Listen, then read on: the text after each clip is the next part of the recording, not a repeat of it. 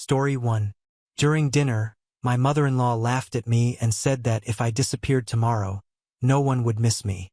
I'm going to tell you something that might sound familiar, but I promise you, every word is true. My name is Louise, and 8 years ago, I thought I had found my forever. You know that feeling when you meet someone and suddenly the future makes sense? That was me and David. We had this shared vision of building something beautiful together, a home, a family, a life that would make all those romantic movies seem pale in comparison. Those first few years were everything I had dreamed of. We'd spend Saturday mornings planning our future kitchen renovations, arguing playfully about whether to get a golden retriever or a chocolate lab, and lying in bed talking about baby names until we fell asleep laughing. David was attentive, thoughtful, and seemed genuinely excited about our shared dreams.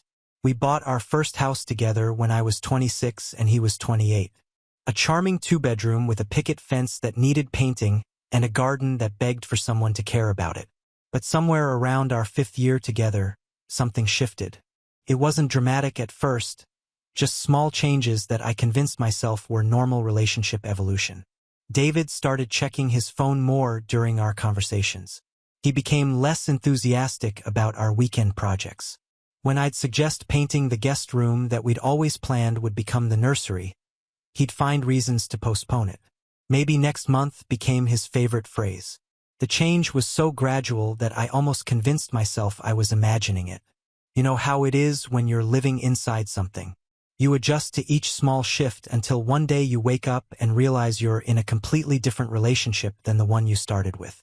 That's exactly what happened to us. I remember the exact moment I first felt truly alone in my marriage.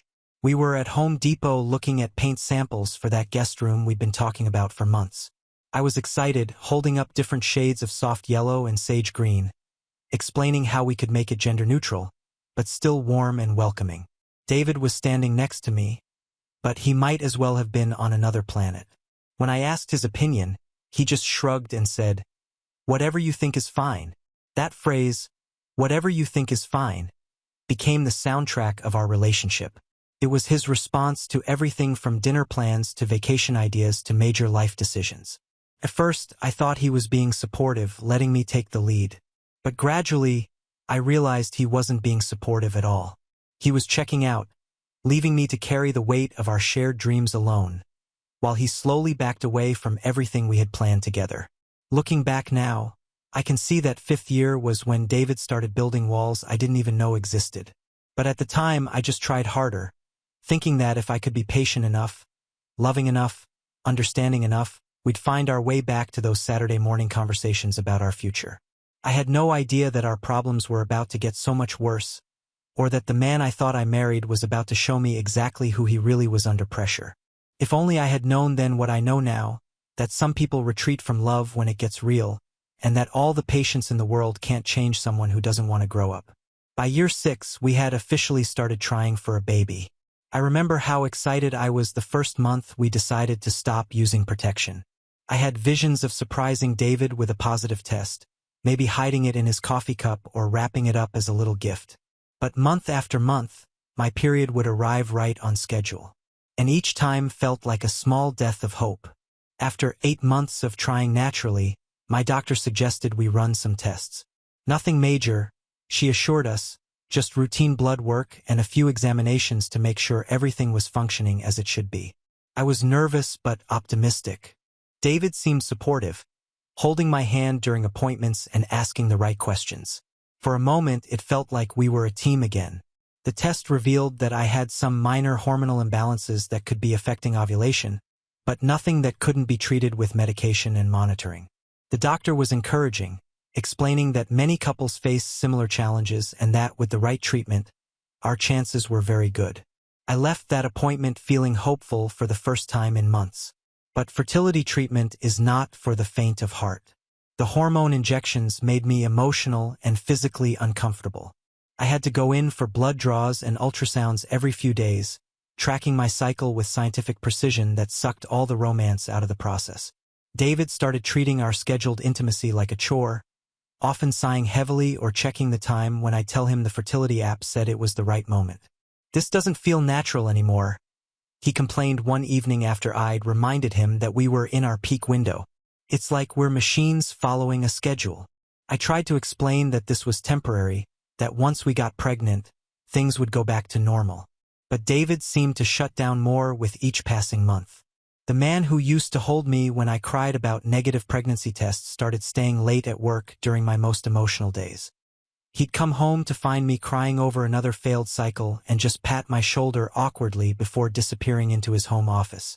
After 18 months of treatments, 3 failed IUI procedures, and countless negative tests, I suggested we take a break and consider IVF. Our doctor had mentioned it as the next logical step, explaining that it would give us better odds and more control over the process. But when I brought it up to David, the conversation changed everything between us. "I don't think I can do this anymore," he said quietly, not even looking at me. We were sitting at our kitchen table, the same table where we'd once planned our future, and he was delivering what felt like a death sentence to our dreams. "This whole process is consuming our entire life. We never talk about anything else. You're always upset about something. Either the medications are making you sick, or you're devastated about another negative test, or you're researching new treatments online until midnight." I stared at him, feeling like he'd slapped me. "You're giving up just like that?" "I'm not giving up. I'm being realistic. Maybe we're not meant to have kids. Maybe we should focus on what we do have instead of chasing something that might never happen." But here's what really broke my heart. It wasn't just that David was ready to give up on having children. He was giving up on us. He stopped asking how my appointments went. He stopped pretending to care when I got excited about a new treatment option. He even stopped touching me except for the scheduled times. And even then, he seemed like he was just going through the motions. I found myself facing not just infertility, but the crushing realization that the man I'd married wasn't willing to fight for our dreams when things got difficult. While I was pushing through the physical and emotional toll of treatment, hoping we'd come out stronger on the other side, David was already mentally checking out of our marriage. The worst part was the silence. We stopped talking about the future entirely. That guest room remained unpainted, a constant reminder of the family we weren't building and the husband who had decided it was too hard to keep trying. Just when I thought our marriage couldn't get more complicated, David's mother called with what she described as a health scare. Patricia, that's David's mom, had been having some dizzy spells and her doctor wanted to run more tests. She was scared to be alone, she said. And could she possibly stay with us for a few weeks while she figured things out? I should have said no right then and there. My gut told me this was a mistake, but David was already saying, of course that family comes first, and that we had plenty of room. What could I do? Say no to a sick mother-in-law? So, I smiled and agreed, even as every instinct screamed that this was going to be a disaster. Patricia arrived on a Tuesday morning with enough luggage for a month-long vacation. Just the essentials, she explained, directing David to carry in box after box of her belongings. She immediately started rearranging our living room furniture, explaining that the couch wasn't positioned properly for her back problems and that she'd need the television remote kept nearby because her medications made her tired. Within the first week, I realized that Patricia's health scare seemed to conveniently disappear whenever she wanted to do something she enjoyed. She was too weak to help with dishes, but perfectly fine to spend hours on the phone gossiping with her sister. She couldn't possibly cook for herself, but had the energy to criticize every meal I prepared. "Louise, dear," she'd say with that fake sweet voice that made my skin crawl, "don't you think this chicken is a little dry?" David's father, God rest his soul, always said, "I made the most tender chicken. Maybe I should show you my secret." David would light up whenever his mother praised her own cooking or offered to help me in the kitchen. He never seemed to notice that her help always came wrapped in criticism or that she managed to make me feel incompetent in my own home. Instead, he'd encourage her suggestions, saying things like, "Mom always did make amazing chicken," or, "Maybe you could teach Louise that recipe." The few weeks turned into a month, then 2 months. Every time I gently asked about her health or her timeline for going home, Patricia would suddenly feel dizzy or mentioned that her doctor wanted her to avoid stress. David would immediately jump to her defense, reminding me that she was going through a difficult time and that we should be patient. But here's what really started to drive me crazy. Patricia wasn't just staying in our house. She was taking it over. She rearranged my kitchen cabinets because this layout doesn't make any sense. She replaced my bathroom towels with her own because mine were too rough. She even moved the furniture in our bedroom because she could hear David and me talking at night and it was disturbing her sleep. Every morning I'd wake up to find something else changed. My coffee maker moved to a different counter. My favorite reading chair pushed into a corner.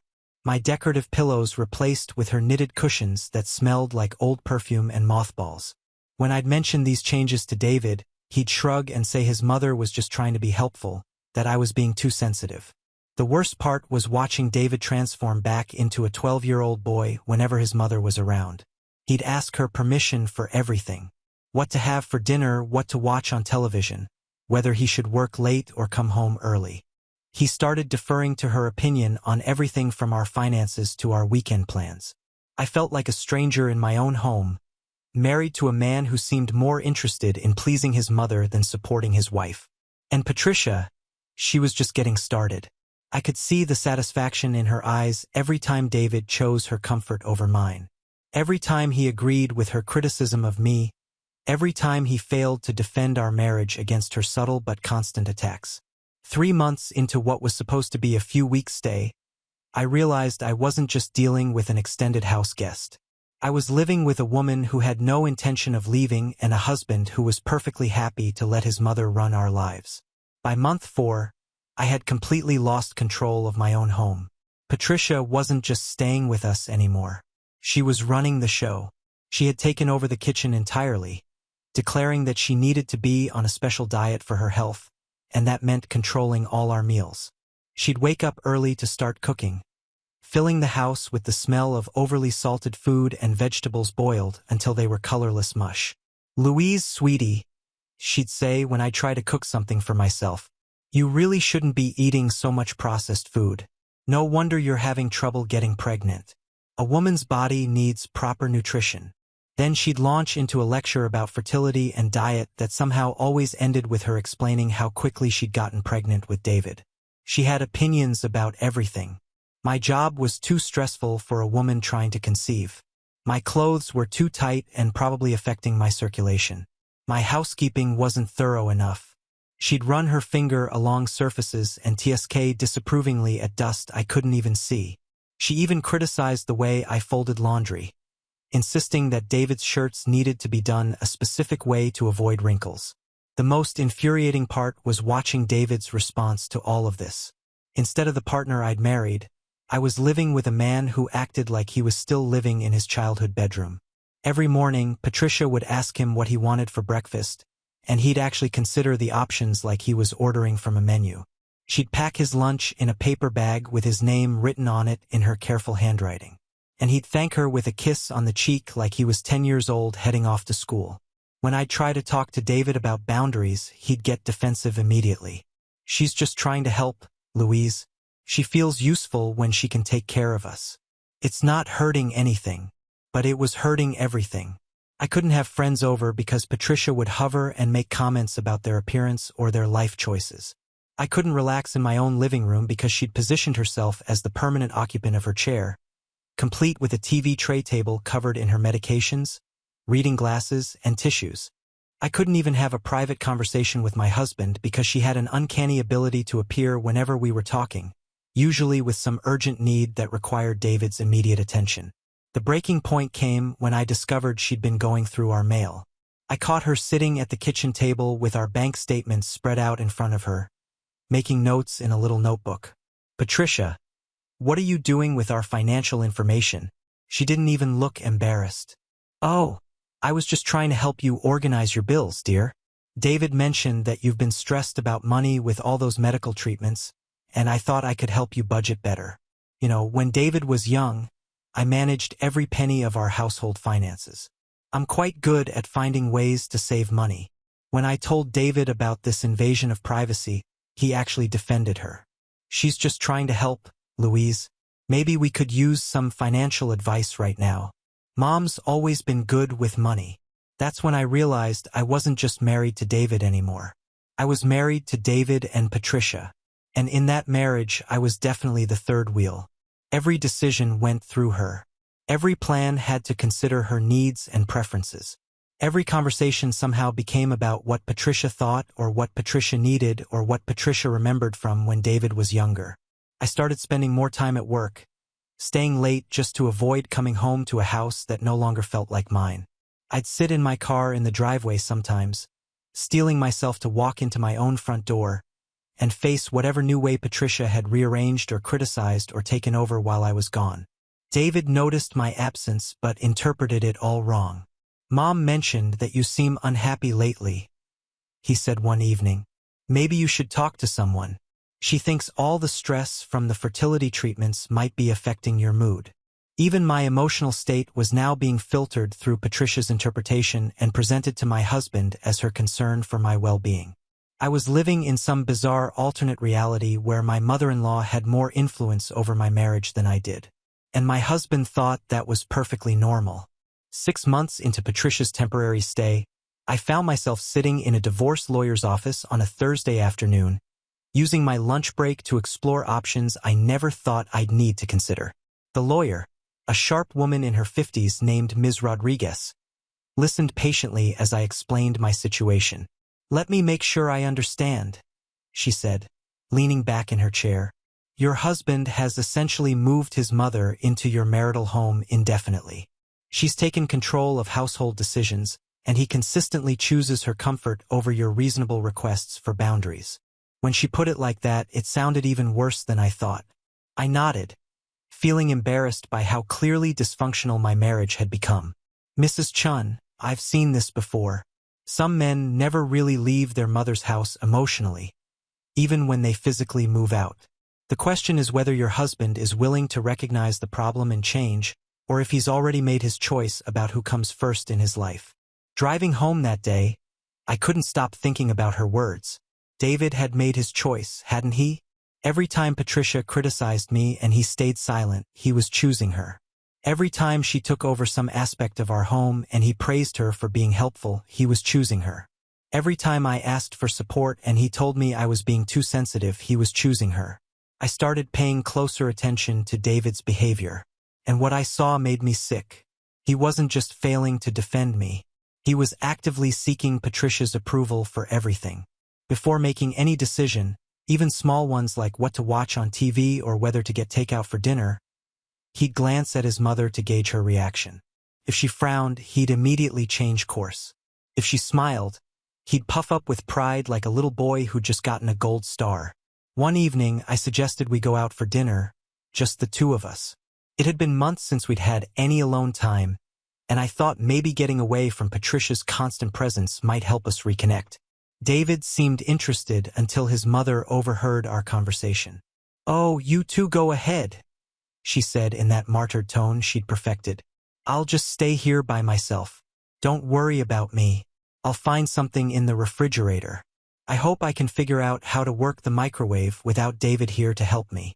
Within minutes, David was backpedaling.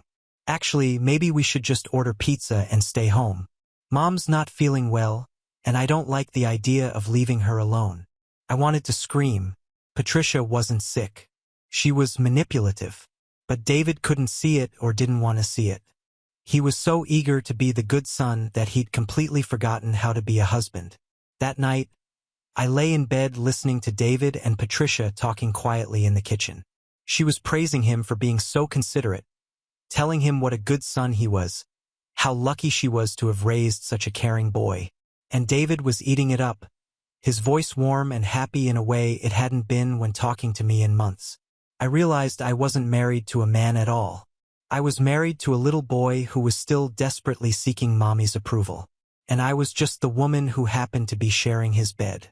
The thought made me feel sick and somehow dirty, like I was participating in something fundamentally wrong. The next day, I called Ms. Rodriguez and set up another appointment. I needed to understand my options because I was starting to realize that this wasn't a temporary problem that would resolve itself once Patricia's health improved.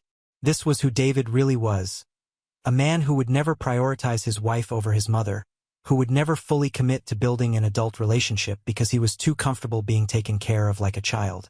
I found myself looking at other couples when I was out, wondering how many wives were actually married to grown men versus overgrown boys who'd never learned to choose their own family over their family of origin. I started to understand why some women stayed single rather than settling for a man who couldn't cut the apron strings. The saddest part was remembering the man I thought I'd married. Confident, independent, ready to build a life with me. That man had been an illusion, and Patricia's presence had revealed the truth. David had never really left home. He just temporarily moved his dependence to a different address. Now that Mommy was back, he didn't need to pretend to be grown up anymore. The final straw came during David's birthday dinner 7 months after Patricia's arrival. She had insisted on hosting it at our house, inviting David's entire extended family, his aunt, uncle, 2 cousins, and their spouses. I offered to help with the menu planning and preparation, but Patricia waved me off with a dismissive smile. "Oh no, dear. You just focus on looking pretty. I want everything to be perfect for my son's special day.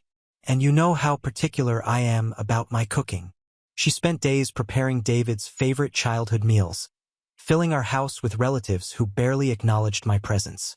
I felt like a stranger at my own husband's birthday party, watching Patricia hold court in my dining room, accepting compliments on the decorations she'd chosen and the food she'd prepared in my kitchen. Everything was going wrong, but I was trying to keep the peace. Then Patricia's sister Margaret started asking about children the way family members always do at gatherings. "So when are we going to see some little ones running around? You two have been married long enough." I felt my face flush, but before I could respond, Patricia jumped in with her own commentary. "Well, Margaret, some women just aren't naturally maternal. You know, Louise is very focused on her career, and with all the stress she puts on herself, it's no wonder her body isn't cooperating. I keep telling David that maybe they should just accept that some couples aren't meant to have children." The room went silent. I could feel everyone's eyes on me. I could see the mixture of pity and judgment on their faces. But what made it infinitely worse was watching David's reaction. Instead of defending me, instead of shutting down his mother's cruel commentary, he actually nodded along. "Mom's probably right," he said, avoiding my eyes. "We've been trying for a while, and Louise gets really stressed about it. Maybe it's just not meant to be." I sat there in stunned silence as Patricia continued, encouraged by David's agreement. "And honestly, Louise has never been very good at managing the household anyway. Just last week, I had to reorganize the entire pantry because she had no system at all. Can you imagine trying to raise children in such chaos? Sometimes I think God knows best." David laughed. Actually laughed at his mother's assessment of my failings as a potential mother and wife. His aunt chuckled too, nodding as if this was perfectly reasonable dinner conversation. I looked around the table at these people who were supposed to be my family, who were treating my fertility struggles and my competence as sources of entertainment. "Louise is lucky she has me here to help," Patricia continued, really warming up to her audience now. "I don't know how she managed before I moved in. The poor thing was so overwhelmed, trying to work full-time and maintain a house. David was practically living on takeout and wrinkled shirts. More laughter from the family, more agreement from my husband. I felt like I was disappearing, like my entire identity was being erased and rewritten by this woman who had systematically taken over every aspect of my life. That's when I realized the truth. This wasn't just about Patricia overstaying her welcome or David being too passive to set boundaries. This was about a fundamental lack of respect for me as a person, as a wife, as a woman deserving of basic dignity. David wasn't just failing to defend me. He was actively participating in my humiliation, using me as a source of bonding material with his mother. I excused myself from the table and went to our bedroom where I could hear them continuing the conversation without me. They moved on to discussing David's work, his hobbies, his plans for the weekend. Everything that apparently mattered now that the entertainment value of mocking his wife had been exhausted. I sat on the edge of our bed looking at this room that no longer felt like mine in this house that had been systematically taken from me, listening to my husband laugh with his family about what a disappointment I was. And I realized that I was done. Not just tired, not just frustrated, not just hopeful that things would eventually get better. I was completely, utterly done with all of it. That night, after the last guest had left and Patricia had finally gone to bed, I waited for David to apologize, to explain, to show some recognition of how badly he'd hurt me. Instead, he thanked me for being such a good sport about his mother's jokes, and told me how happy it made him to see his family getting along so well. I knew then that tomorrow would be my last day in this house. I woke up the next morning with a clarity I hadn't felt in months. While David was at work and Patricia was at her weekly doctor's appointment, one of the few times she actually left the house, I moved with a purpose I didn't know I still possessed. I packed only what I needed: clothes, important documents, a few personal items that mattered to me. Everything else could stay with the life I was leaving behind. I arranged for a storage unit and a temporary apartment across town. I made phone calls to change my address and withdrew half of our savings, exactly what I was legally entitled to. The divorce papers were already prepared, signed, and ready. Ms. Rodriguez had advised me to serve them properly. But I had a different plan. This wasn't just about legal proceedings. This was about making a statement that couldn't be misunderstood or minimized. I left the papers on David's pillow along with a note that I'd rewritten 3 times to get exactly right. Since you already have a woman running your life, you don't need me. I hope you and Patricia are very happy together. Maybe now you can finally move back into your childhood bedroom where you've always belonged. Don't contact me. My lawyer will handle everything from here. I walked through the house one last time, looking at the space that Patricia had systematically transformed to suit her tastes and needs, the furniture arranged for her comfort, the kitchen organized according to her preferences, the decorations she'd chosen to replace mine. David had let her erase me from our home long before I decided to leave. By the time David came home that evening, I was already settled in my temporary apartment, 30 minutes away, but feeling like another world entirely. I turned off my phone and poured myself a glass of wine, sitting in blessed silence for the first time in 7 months.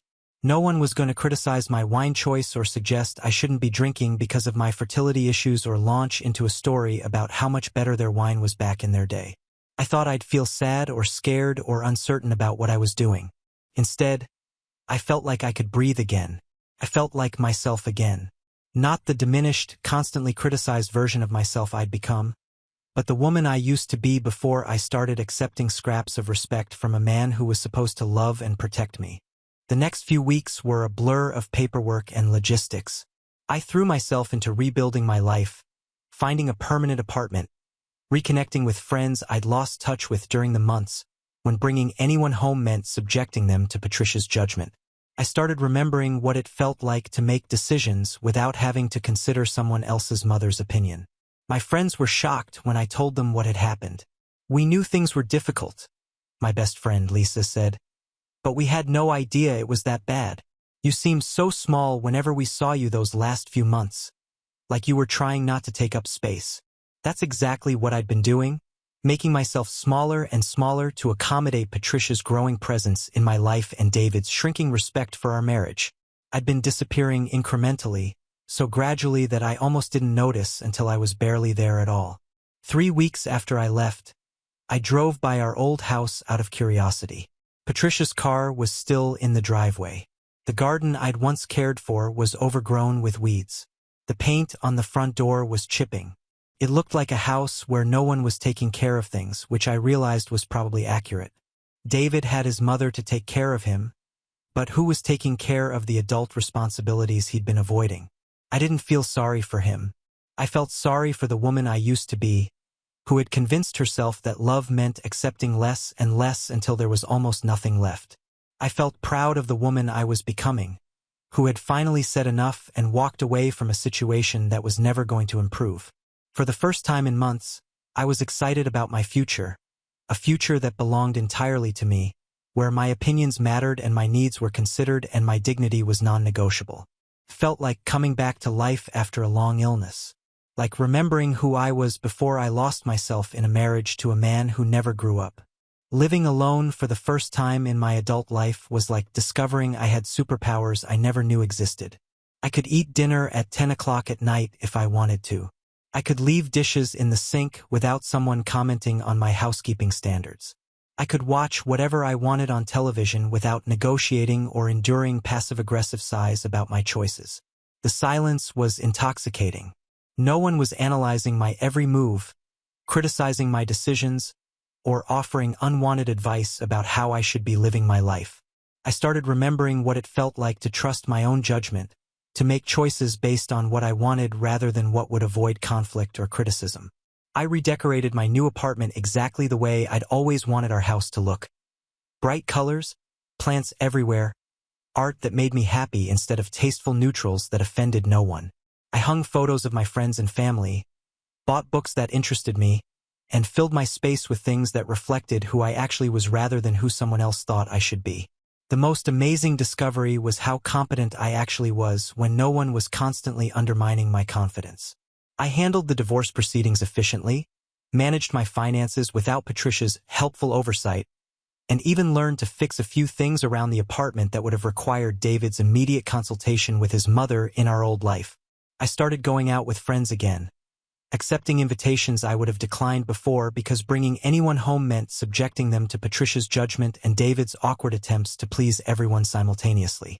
My social life came back to life, and I realized how isolated I'd become during those months of walking on eggshells in my own home. Work became more fulfilling, too. Without the constant stress of going home to conflict and criticism, I had energy to focus on projects I'd been neglecting. My colleagues noticed the change, commenting that I seemed more confident and engaged. I even got promoted to a position I'd been hoping for, but hadn't felt ready to pursue while my personal life was in chaos. But the biggest change was internal. I stopped second-guessing myself constantly. I stopped mentally rehearsing conversations to avoid triggering someone's disapproval. I stopped making myself smaller to make others more comfortable. I remembered what it felt like to take up space unapologetically, to have opinions without immediately doubting them, to exist without constantly seeking approval. Dating wasn't even on my radar yet, but I found myself noticing things about other relationships that I'd never paid attention to before. I watched couples in restaurants and grocery stores, observing the dynamics between them. Some women looked exhausted, constantly managing their partner's moods and needs. Others looked confident and secure, comfortable in partnerships where both people seemed to respect each other. I realized I'd never had the second kind of relationship with David. Even in our best times, there had always been an undercurrent of me working to earn his attention and approval, of managing his emotions and making things easy for him. I'd mistaken that emotional labor for love, thinking that's what wives were supposed to do. Now I understood the difference between a partnership and a caretaking arrangement. I'd been David's emotional manager, trying to keep him happy and comfortable while neglecting my own needs. When Patricia arrived, she simply took over that role, and David seamlessly transferred his dependence from me to her without ever learning to depend on himself. 6 months after leaving, I barely recognized the woman I'd been during the final year of my marriage. That woman had been anxious, defensive, constantly trying to prove her worth to people who had already decided she was lacking. This woman, the one I was becoming, was calm, decisive, and completely uninterested in anyone's approval except her own. I wasn't bitter about David or even angry at Patricia anymore. They were perfect for each other. He needed someone to make all his decisions and manage his emotional life, and she needed someone to control and fuss over. I had been the obstacle to their perfect codependent relationship, and removing myself had probably made both of them happier. The revelation was liberating. I didn't have to fix David or teach him to be an adult. I didn't have to prove my worth to Patricia or win some imaginary competition for his loyalty. I could simply be myself, a complete, capable woman who didn't need anyone else's approval to feel valuable. Friends started commenting on how different I seemed. "You're glowing," my colleague Sarah said during lunch one day. "There's something lighter about you, like you're not carrying some invisible weight anymore." She was right. I had been carrying the weight of constantly trying to earn love and respect that should have been freely given. I started saying no to things that didn't serve me without elaborate explanations or apologies. I stopped over-explaining my choices or seeking validation for my decisions. I discovered that I actually had excellent instincts when I trusted them instead of constantly doubting myself to avoid conflict. The woman I was becoming wouldn't have tolerated Patricia's behavior for 7 days, let alone 7 months. She wouldn't have married a man who needed his mother's permission to make adult decisions. She wouldn't have spent years trying to love someone into maturity. But I didn't regret being that woman for a while. She had taught me exactly what I never wanted to accept again. 8 months after I left, I was trying to recover some old photos from a cloud account I'd forgotten about when I accidentally opened an email folder I thought I deleted. What I found there made me sit down hard in my kitchen chair, staring at my laptop screen in disbelief. There were 47 emails from David starting just 3 days after I'd left. The first few were angry, demanding that I come home immediately and stop this ridiculous tantrum. He accused me of being selfish and dramatic, of abandoning our marriage over minor disagreements about his mother's visit. But as I scrolled through the messages, watching the timestamps span across months, I'd been blissfully unaware of his attempts to contact me. The tone changed dramatically. By week 3, the anger had shifted to confusion. "I don't understand why you're doing this. Mom says she was only trying to help and I thought we were handling everything fine." Month 2 brought the first hints of desperation. "Louise, please just call me back.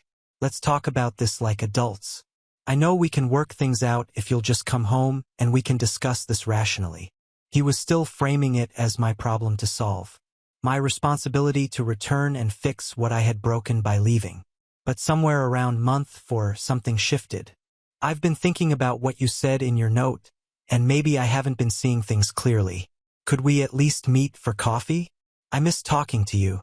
For the first time, he sounded less certain that I was the one who needed to change. The emails from months 5 and 6 were harder to read. David had apparently started therapy, something I'd suggested years earlier that he dismissed as unnecessary. "My therapist helped me understand some things about boundaries and family dynamics. I think I owe you an apology, but I want to give it to you in person." By month 7, he was writing things I'd waited years to hear. "I asked Mom to move back to her own place. It wasn't easy, and she's not happy with me. But I realize now that I should have done it months ago. I should have protected our marriage instead of making you feel like an outsider in your own home." The most recent emails from just 2 weeks ago were almost heartbreaking in their honesty. "I know I don't deserve another chance, but I finally understand what I lost. I wasn't being a husband to you. I was still being a son first, and that wasn't fair to either of us. I've been learning to make decisions without asking for Mom's opinion, and it's scary, but also liberating." I sat there reading message after message of David apparently becoming the man I'd always hoped he could be, but only after I'd left him.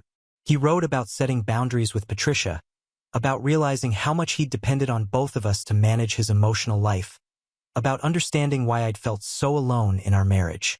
"I keep wanting to call you when something good happens at work, or when I figure out how to fix something around the house by myself, or when I stand up to Mom about something. I want to tell you that I'm learning to be the kind of man who deserves a partner like you, but I know it's too late for us."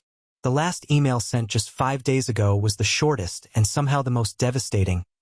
"I signed the divorce papers today. I hope you're happy, Louise. I really mean that. You deserve to be happy. And I'm sorry it took losing you for me to grow up. I'll always love you." I closed the laptop and walked to my window, looking out at the life I'd built without him. Part of me felt vindicated. I'd been right that David could change, that he could learn to be an independent adult, but I'd also been right that it would only happen if I stopped enabling his immaturity by accepting it. The timing felt cruel. Here was evidence that David had finally done the work I'd begged him to do for years, had finally prioritized our marriage over his mother's comfort, had finally started becoming the partner I'd needed him to be, and it had only happened after I'd given up and walked away. But as I sat with those feelings, I realized something important. The fact that David could change didn't mean I owed him the chance to prove it to me. The fact that he'd finally grown up didn't erase the years of feeling invisible and unimportant in my own marriage. The fact that he missed me now didn't obligate me to return to a relationship that had nearly destroyed my sense of self-worth. I felt sad for both of us, for the timing, for the lost years, for the woman I'd been who had tried so hard to love someone into maturity. But I didn't feel regret about leaving. Some lessons can only be learned through consequences. And some growth only happens when comfortable situations become uncomfortable enough to force change. I couldn't stop thinking about those emails. So, I did something I probably shouldn't have. I read them all again, more carefully this time.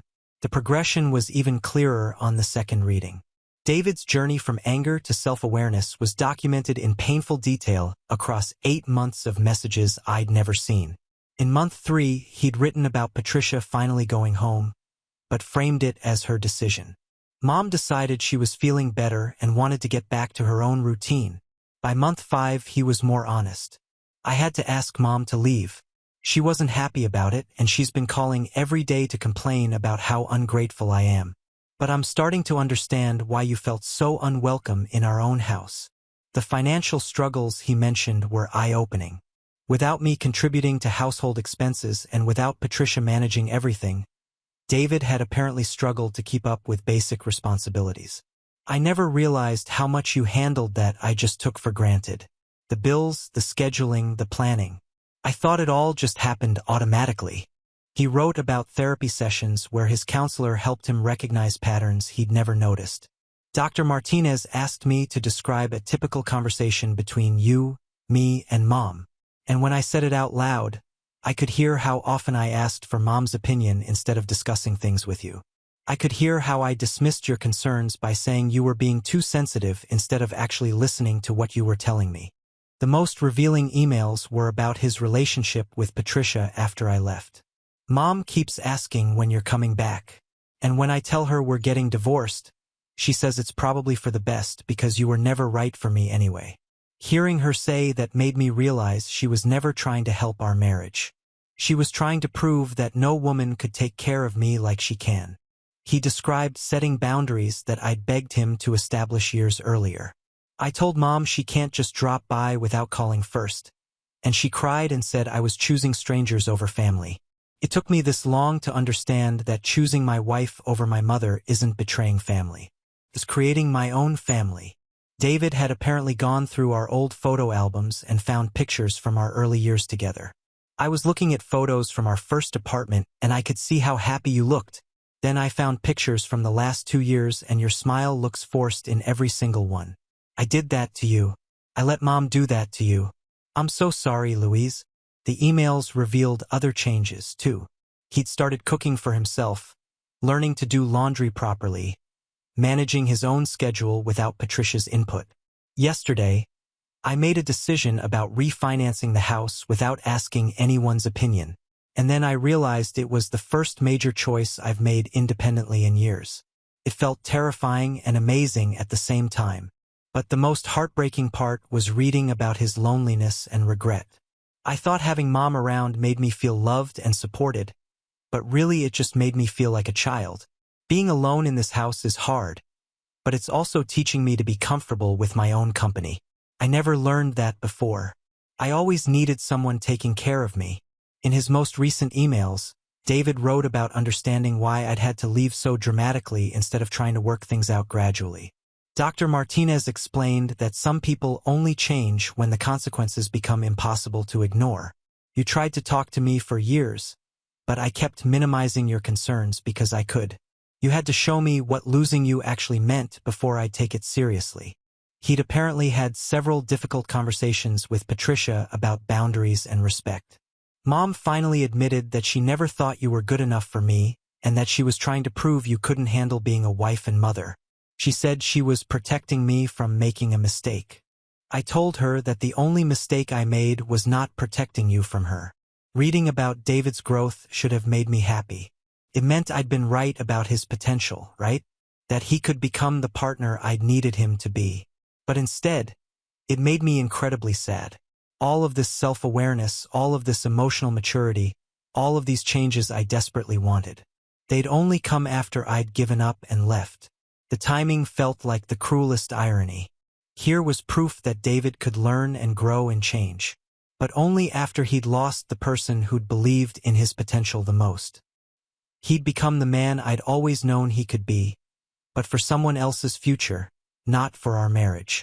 A year and 2 months after I'd left David, I was grocery shopping in my new neighborhood when I ran into Tom, a colleague of David's from his old job. I'd always liked Tom. He was one of the few people from David's work life who treated me like an individual rather than just David's wife. "Louise, I thought that was you," he said. approaching my cart with a surprised smile. "How are you doing? You look great." I thanked him and we chatted briefly about work and life. Then, inevitably, he asked about David. "I heard you guys separated." "I'm sorry. I always thought you two seemed happy together." "We're divorced now," I said simply. "It was the right decision for both of us." Tom nodded, looking a bit uncomfortable. "Well, he's having a rough time.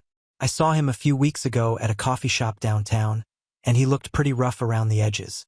I wasn't sure if I should say anything to you." After Tom left, I couldn't shake the image of David looking rough around the edges. Despite everything, I didn't want him to be suffering. I wanted him to be okay, to have learned from our marriage and moved on to build something healthier with someone else. 3 days later, I got my answer about Tom's comment. I was coming home from work when I saw a familiar figure sitting on the steps of my apartment building. David looked up as I approached, and Tom hadn't been exaggerating. He looked terrible. He'd lost weight. His clothes were wrinkled, and there were dark circles under his eyes that suggested he hadn't been sleeping well. "Hi, Louise." His voice was quiet, uncertain. "I know I shouldn't be here, but I needed to see you. Just once." I stood there holding my work bag, looking at this man I'd been married to for 8 years, feeling like I was seeing a stranger. "How did you find where I live?" "Tom mentioned he'd seen you in this neighborhood. I know it's wrong to just show up like this, but you changed your number and blocked me on social media. I needed to apologize in person. I could have told him to leave. I should have told him to leave. Instead, I found myself sitting down on the steps next to him, maintaining careful distance between us. You have 10 minutes. David took a shaky breath. I read your note again yesterday, the one you left with the divorce papers about me already having a woman running my life. You were right. I wasn't married to you. I was still married to my mother, and I expected you to just accept being the other woman in my own marriage. He talked about therapy, about the painful process of recognizing how he'd failed as a husband. He told me about Patricia's angry reaction when he'd finally set boundaries, how she'd accused him of being ungrateful and weak. She said I'd brainwashed him against his own family. It took me 6 months to realize that standing up for my wife against anyone, even my mother, isn't betrayal. It's what husbands are supposed to do. David, I interrupted gently, I'm glad you've learned these things. I really am. I know it's too late, he said quickly. I know I destroyed something that can't be fixed. I'm not here to ask you to come back. I just needed you to know that I finally understand what I lost and why you had to leave the way you did. We sat in silence for a moment. Then David pulled an envelope from his jacket pocket. These are the final divorce papers. I signed them. I also wanted to give you this. He handed me a check. It's your half of the house equity. I sold it last month. I looked at the check, surprised by the amount. You didn't have to do this. Yes, I did. You put just as much into that house as I did, even though only my name was on the deed. That was another way I failed you, making you feel like a guest in your own home. He stood up slowly. I won't bother you again, Louise.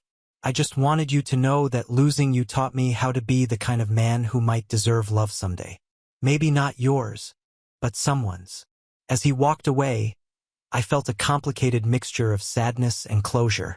This was the David I'd always believed existed underneath the boy who'd never learned to choose his wife over his mother. But seeing him now, mature and self-aware, and finally taking responsibility for his choices only confirmed that I'd made the right decision in leaving. Some people can only learn through loss. Some growth only happens when the comfortable option disappears.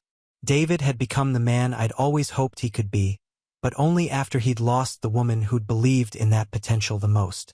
2 years after I left David, I'm sitting in my favorite coffee shop on a Sunday morning, reading a book and enjoying the kind of peaceful weekend that once seemed impossible.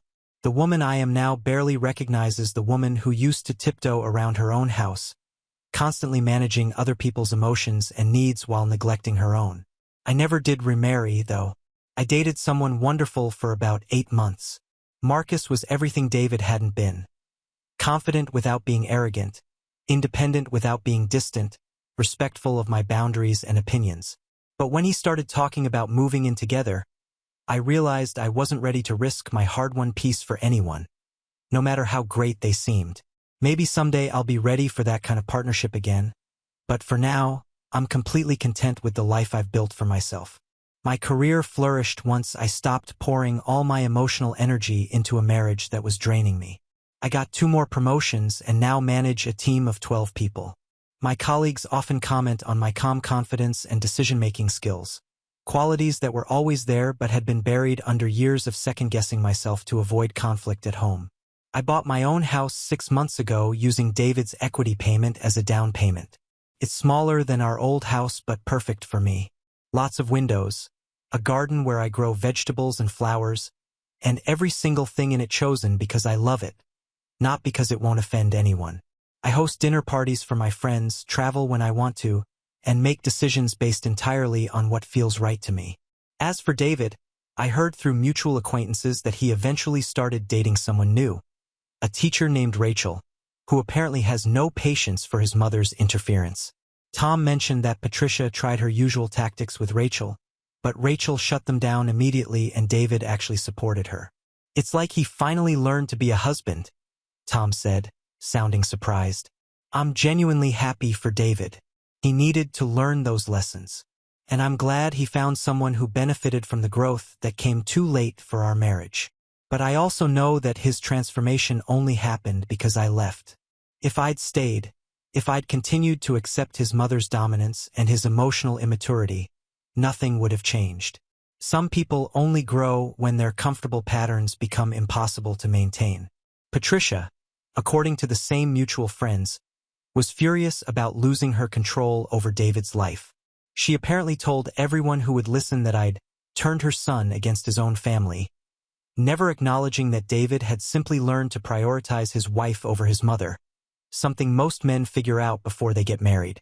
She tried the same manipulative tactics with Rachel that she'd used with me, but found herself dealing with someone who had clear boundaries from day one. The most important thing I learned from my marriage and divorce is that love isn't enough if it's not paired with respect, maturity, and genuine partnership. I'd spent years thinking that if I just loved David enough, if I was patient enough and understanding enough, he'd eventually become the husband I needed him to be. But you can't love someone into growing up. They have to want to do that work themselves. I also learned that leaving doesn't make you a quitter. Sometimes it makes you a woman who finally understands her own worth. There's a difference between fighting for a relationship and fighting for scraps of respect from someone who's shown you repeatedly that you're not their priority. I fought for 8 years, and when I finally stopped fighting and started walking, everything in my life got better. To any woman reading this who recognizes herself in my story, you deserve to be someone's first choice, not their consolation prize. You deserve a partner who protects your relationship from outside interference, who considers your feelings and decisions, who makes you feel valued rather than tolerated. You deserve to feel at home in your own life. Don't wait for someone else to give you permission to want more. Don't stay in situations that require you to make yourself smaller to keep the peace. Don't accept "that's just how he is" as an excuse for behavior that hurts you. And don't let anyone convince you that your standards are too high when all you're asking for is basic respect and consideration. Some relationships can be saved with communication and compromise. Others need to end so everyone involved can learn to be better versions of themselves. The key is knowing the difference and having the courage to act on that knowledge even when it's terrifying. I'm not bitter about those 8 years with David. They taught me what I need in a relationship and what I'll never accept again. They showed me that I'm stronger than I thought and more capable of independence than I'd ever imagined. They led me to this life I've built where every day belongs to me and every choice reflects my values and desires. That's not settling for less. That's finally understanding that I was always enough, exactly as I am. Now on to the next story. Story 2. I showed up at my parents' house unannounced and saw them yelling at my 6-year-old black daughter. "Serve coffee to your cousins. This is your place in the family." That's when I stopped paying their bills. My name is Carol. I'm 32. I work as a marketing coordinator at a mid-sized firm in Charlotte, and I thought I knew my family. I thought I could trust them with the most precious thing in my world, my 6-year-old daughter, Maya. That Tuesday in March started like any other. I left Maya at my mother's house before work, the same routine we'd followed for 2 years since I couldn't afford full-time daycare on my salary. Mom always seemed happy to watch her granddaughter, and Maya loved playing with her cousins, my sister Jessica's twin girls, Emma and Sophie, who were 7. I finished a client presentation earlier than expected and decided to surprise everyone by picking Maya up early. Maybe we could grab ice cream, just the two of us. I used my key to enter through the back door, planning to announce myself, but voices from the living room made me pause. Maya, the grown-ups need more coffee. Go refill the pot. I heard my mother's voice, sharp and commanding in a way I'd never heard her use with the twins. But Grandma, I want to play with Emma and Sophie, Maya's small voice replied. Those girls are busy with their new tablets. You need to learn your place in this family, young lady. Some children are born to be served, others to serve. Now go. I stood frozen in the hallway, my briefcase suddenly feeling like it weighed 100 pounds. Through the doorway, I could see Maya, barely tall enough to reach the coffee maker, carefully pouring water while my mother sat supervising. Emma and Sophie were sprawled on the couch with brand new iPads, completely absorbed in their games. Clean those crumbs off the table, too, Mom continued. And be careful not to disturb your cousins. They're using expensive equipment. Maya nodded silently, her little hands working to sweep crumbs into her palm. She moved carefully, almost fearfully, around the coffee table where her cousins sat. Neither Emma nor Sophie looked up. They were used to this. That's better. You see, Maya, everyone has their role. Some families raise children to expect things handed to them, but that's not realistic for everyone. You need to understand that early. The words hit me like physical blows. I watched my beautiful daughter, with her father's warm brown skin and my green eyes, being turned into a servant while her lighter-skinned cousins were treated like princesses. The coffee pot in her small hands shook slightly as she carried it back to the kitchen. My mother noticed me before I could decide whether to reveal myself. Carol, you're early. Her tone shifted instantly to the warm, grandmotherly voice I knew. What's going on here? I managed to ask, though my throat felt tight. Oh, just having Maya help out a little. She's such a good girl, always eager to help Grandma. Maya looked at me with confusion and something else. Was it relief or fear that I'd disapprove of her not helping enough? Maya, honey, get your backpack. We're leaving. But I didn't finish cleaning, she whispered. Those 5 words broke something inside me that I didn't even know could break. My 6-year-old daughter thought she needed permission to stop being a servant in her grandmother's house. You don't need to clean anything, baby. Let's go home.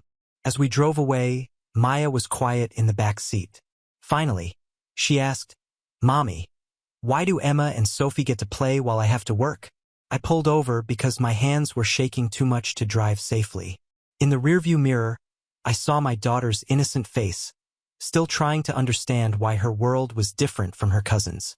How long had this been happening? How had I missed it? You don't have to work, Maya. You're a little girl. Little girls are supposed to play. Grandma says I'm different from Emma and Sophie. She says I have to learn early. The rage that filled me in that moment was unlike anything I'd ever felt. This wasn't just favoritism or old-fashioned ideas about helping with chores. This was systematic, deliberate, and cruel. And it had been happening under my nose while I trusted my family to love my daughter the way I did. That night, after Maya fell asleep, I sat at my kitchen table and forced myself to remember other moments I'd dismissed or explained away. The picture was becoming clearer, and it was uglier than I wanted to admit. 5 years ago, when I first brought Marcus home to meet my family, I knew there would be resistance. What I didn't expect was the sheer brutality of their reaction. Marcus was everything I'd ever wanted in a partner. Kind, intelligent, successful in his career as a software engineer, and completely devoted to me. We'd been dating for 8 months when I finally gathered the courage to introduce him to my parents. The dinner was a disaster from the moment Marcus walked through the door. Dad barely shook his hand, and Mom's smile was so forced it looked painful. Jessica, who was 24 at the time, made exaggerated small talk that felt more like an interrogation. So, Marcus, Where did you grow up? Dad asked, his tone suggesting he already disapproved of the answer. West Charlotte, sir. I see. And what do your parents do? Marcus handled their questions with grace, explaining that his father was a mechanic who'd built his own shop from nothing, and his mother taught elementary school for 30 years. Good. Honest people who'd worked hard to send their 3 children to college. But I could see it in my family's faces. Nothing he said mattered. They'd already decided who he was based on his appearance. After Marcus left, the real conversation began. Carol, you can't be serious about this, Mom said, her voice tight with barely controlled emotion. About what? About dating a wonderful man who treats me better than any boyfriend I've ever had. You know what we mean, Dad interjected. Think about the children you'd have. Think about the life you're choosing. What exactly are you saying? I demanded, though I knew exactly what they meant. We're saying that life is hard enough without making it harder, Jessica chimed in. Mixed-race children face challenges you can't even imagine. Is it fair to put them through that? They framed their racism as concern for hypothetical future children. When I called them out on it, they acted hurt, claiming they just wanted what was best for me. The conversation escalated until Dad delivered his ultimatum. If you marry this man, don't expect us to support you financially or otherwise. Then I guess you won't be supporting me. I shot back. The engagement 6 months later caused another explosion. This time, the threats were more specific. Dad controlled a small family trust that would have helped me buy a house someday. Mom mentioned how disappointed Grandma would be if she were still alive. Jessica started making comments about how I was turning my back on my family. When I announced I was pregnant, the reaction was even worse. Mom actually cried. Not tears of joy, but tears of what she called mourning the life you could have had. The wedding was small and tense. My parents attended, but looked like they were at a funeral. Marcus's family, in contrast, welcomed me with open arms. His mother, Carol, held my hands and told me she was gaining a daughter. His father, James, walked me down the aisle when my own father refused. When Maya was born, I hoped everything would change. How could they not love this perfect little girl? For a while, it seemed like they were trying. Mom bought baby clothes and offered to babysit sometimes. Dad would hold Maya, though always awkwardly, like he wasn't sure how. But even then, there were signs I chose to ignore. Comments about Maya's hair being challenging, or her skin tone being hard to match with colors. When Jessica's twins were born a year later, the difference in treatment was subtle but noticeable. The twins got elaborate nursery decorations and expensive clothes. Maya got practical gifts and hand-me-downs. Marcus noticed it too. Your family tolerates Maya, he said one day after a particularly uncomfortable family dinner. They don't celebrate her. They're trying. I defended them. Change takes time. How much time, Carol? She's 4 years old. When do we stop making excuses for people who should love her unconditionally? Marcus was right, but I wasn't ready to face it. The financial support had become crucial when Dad got laid off from his manufacturing job, and Mom's part-time retail work couldn't cover their mortgage. I found myself paying their bills, Jessica's rent, and even groceries for family gatherings where Maya was increasingly treated as an afterthought. I told myself I was being the bigger person, that love would eventually win. But love couldn't win when only one side was fighting for it. The coffee incident forced me to confront memories I'd been suppressing for years. Sitting at my kitchen table until 3 o'clock in the morning, I mentally reviewed every family gathering, every birthday party, every holiday, looking for the patterns I'd refused to see. Maya's 5th birthday party was the first clear sign I should have recognized. I'd planned it at my parents' house since their backyard was bigger. Jessica brought elaborately wrapped gifts for the twins. Matching princess dress-up sets that cost at least $60 each, just because they saw Maya's party preparations and wanted to feel special, too. Maya received a small bag of used clothes from Mom. These are from when Jessica was little, she'd explained. Still plenty of wear left in them. I'd felt embarrassed, but convinced myself that practical gifts showed different kinds of love. The birthday photos told a story I hadn't wanted to read. In every group shot, Maya stood at the edge of the frame while Emma and Sophie were positioned front and center. When I looked through Mom's phone later, I realized she'd taken dozens of pictures of the twins, but only a few that included Maya, and those were clearly afterthoughts. Then there was the hair issue. Maya inherited Marcus's thick, beautiful curls, but my family treated her hair like a problem to be solved rather than a feature to celebrate. Mom constantly suggested I do something about that hair and bought harsh chemical relaxers without asking my permission. It would be so much easier if you just made it more manageable, she'd say while running her fingers through Emma's and Sophie's straight blonde hair like it was spun silk. When I firmly told her that Maya's hair was beautiful as it was, Mom sighed like I was being unreasonably difficult. I'm just trying to help her fit in better. Fit in where? With who? The questions I should have asked then were finally occurring to me now. The seating arrangements at family dinners became another painful memory to examine. Maya was always placed at the kids' table, even when there was room at the main table. Emma and Sophie, despite being older by only a year, often got to sit with the adults because they're better conversationalists. I remembered one Thanksgiving when Maya asked why she couldn't sit with the grown-ups. 2. Because little girls who interrupt and don't use their best manners need to learn at the kids' table first, Dad had said. But Emma and Sophie interrupted constantly and were considered spirited and confident. The gift disparity went beyond birthdays. At Christmas, the twins received expensive electronics, name-brand clothes, and elaborate toy sets. Maya got educational books and practical items. When I mentioned the imbalance, Mom said, "We believe in giving Maya things that will help her build character and practical skills." Why did Maya need more character building than her cousins? Even the language was different. Emma and Sophie were bright and creative, and going to be heartbreakers. Maya was well-behaved and helpful and learning to be responsible. One set of girls was being prepared to receive. The other was being trained to serve. The family photos displayed in Mom's living room were perhaps the most telling evidence. Dozens of pictures of Emma and Sophie at various ages covered the mantelpiece and side tables. Maya appeared in exactly 3 photos, and in 2 of them she was partially obscured by other people. When I'd asked about it once, Mom said, "Oh, you don't visit as often, so I don't have as many opportunities to take pictures." But I'd been there just as frequently, and Maya had posed for plenty of pictures that somehow never made it to frames. The playdates were another painful memory. Emma and Sophie had regular playdates with other children from their school and neighborhood.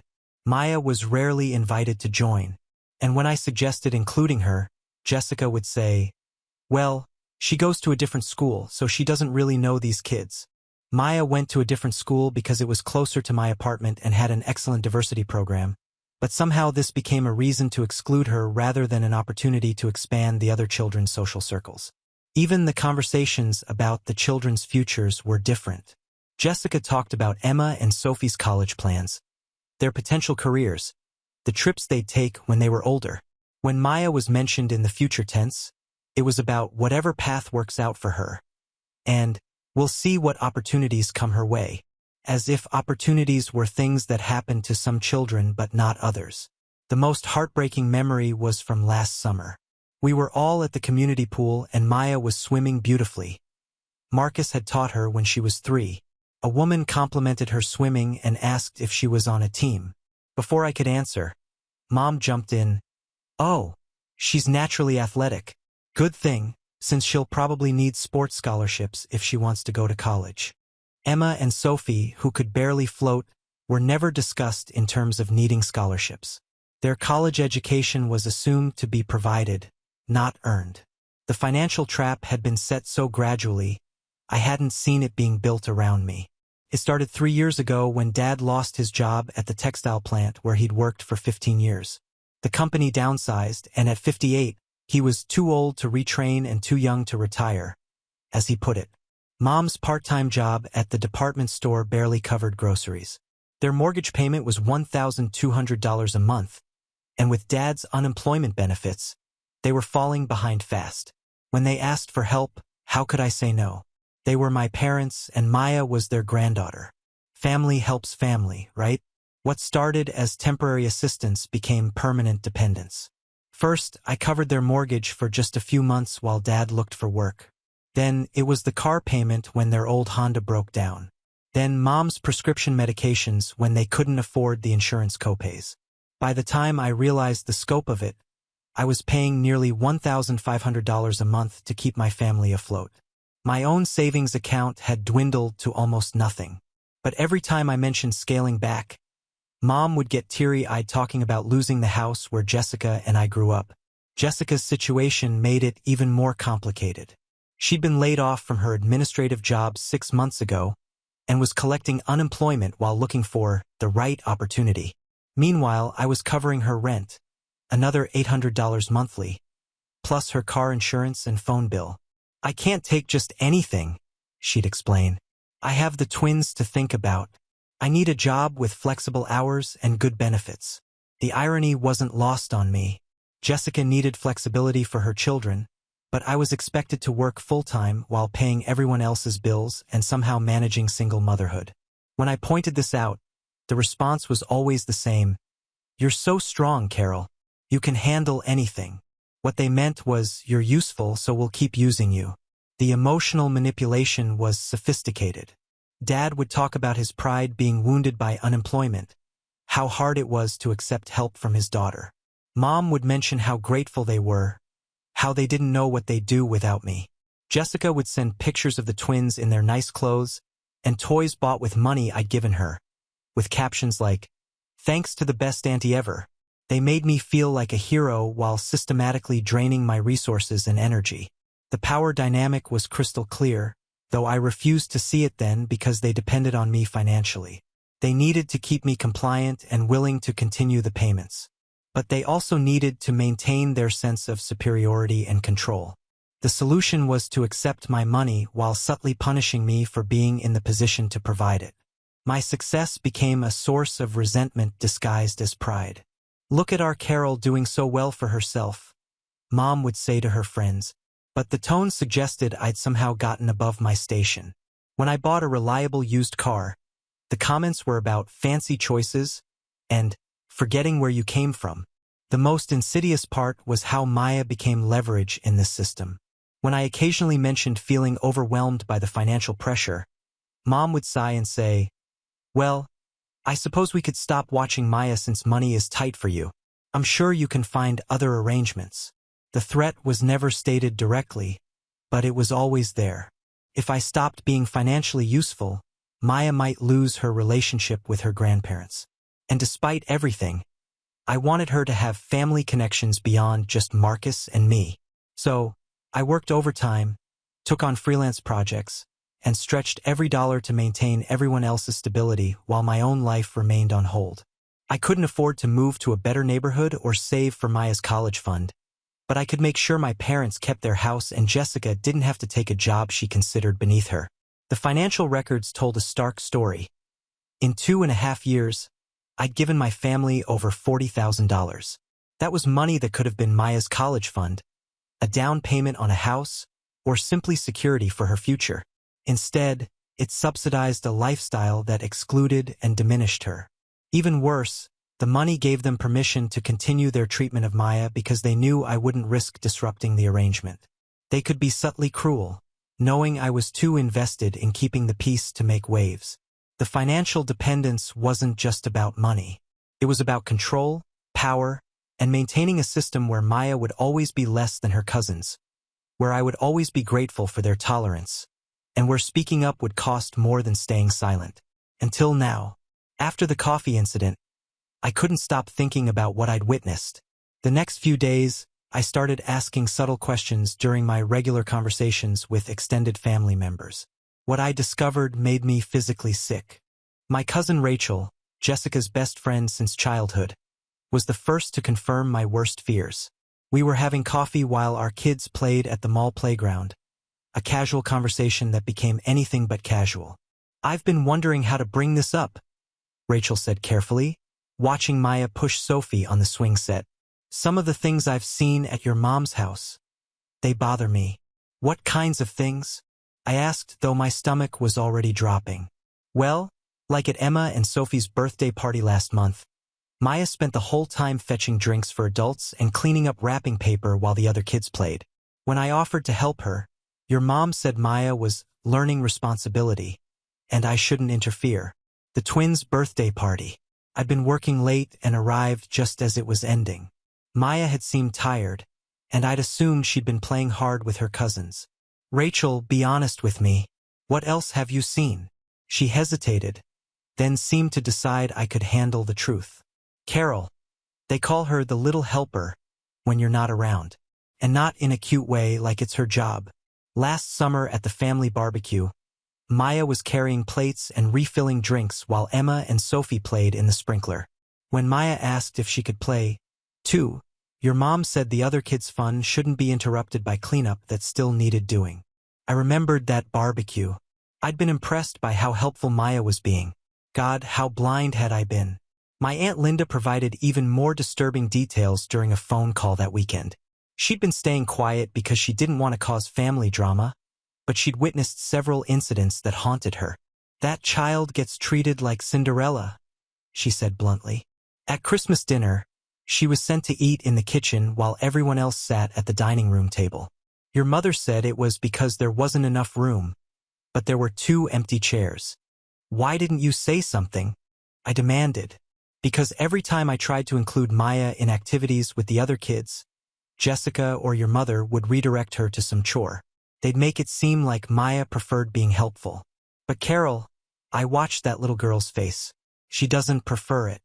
She thinks it's what's expected of her. The most damaging revelation came from my Uncle Pete, Dad's brother, who'd apparently been keeping a mental list of incidents because they made him so uncomfortable. They've got that kid convinced she's different from Emma and Sophie in some fundamental way. He told me during a tense conversation at his kitchen table. I heard your mother tell Maya that some children are born to lead and others to follow, and that following was an important job too. Maya nodded like she understood and accepted it. When was this? Last month at your dad's birthday dinner. Maya was maybe 4 feet away from me wiping down chairs while the twins played video games on someone's phone. She's 6 years old, Carol. She should be playing video games, not cleaning chairs. Pete's wife, Janet, had been listening from the living room. She joined us, her face flushed with anger I'd never seen from her before. I need to tell you something that's been eating at me for months, she said. At Jessica's baby shower for the twins, your mother was showing off ultrasound pictures and talking about how excited she was to have real grandchildren she could spoil properly. When someone mentioned Maya, she said, well, that situation is complicated, but these 2 will be straightforward. The words hit me like a physical blow. Real grandchildren. Maya wasn't real to them. She was a complication to be managed. But it was my cousin Mark who revealed the most systematic cruelty. He'd been visiting more frequently since his divorce, helping Dad with household projects, and he'd witnessed what he called training sessions.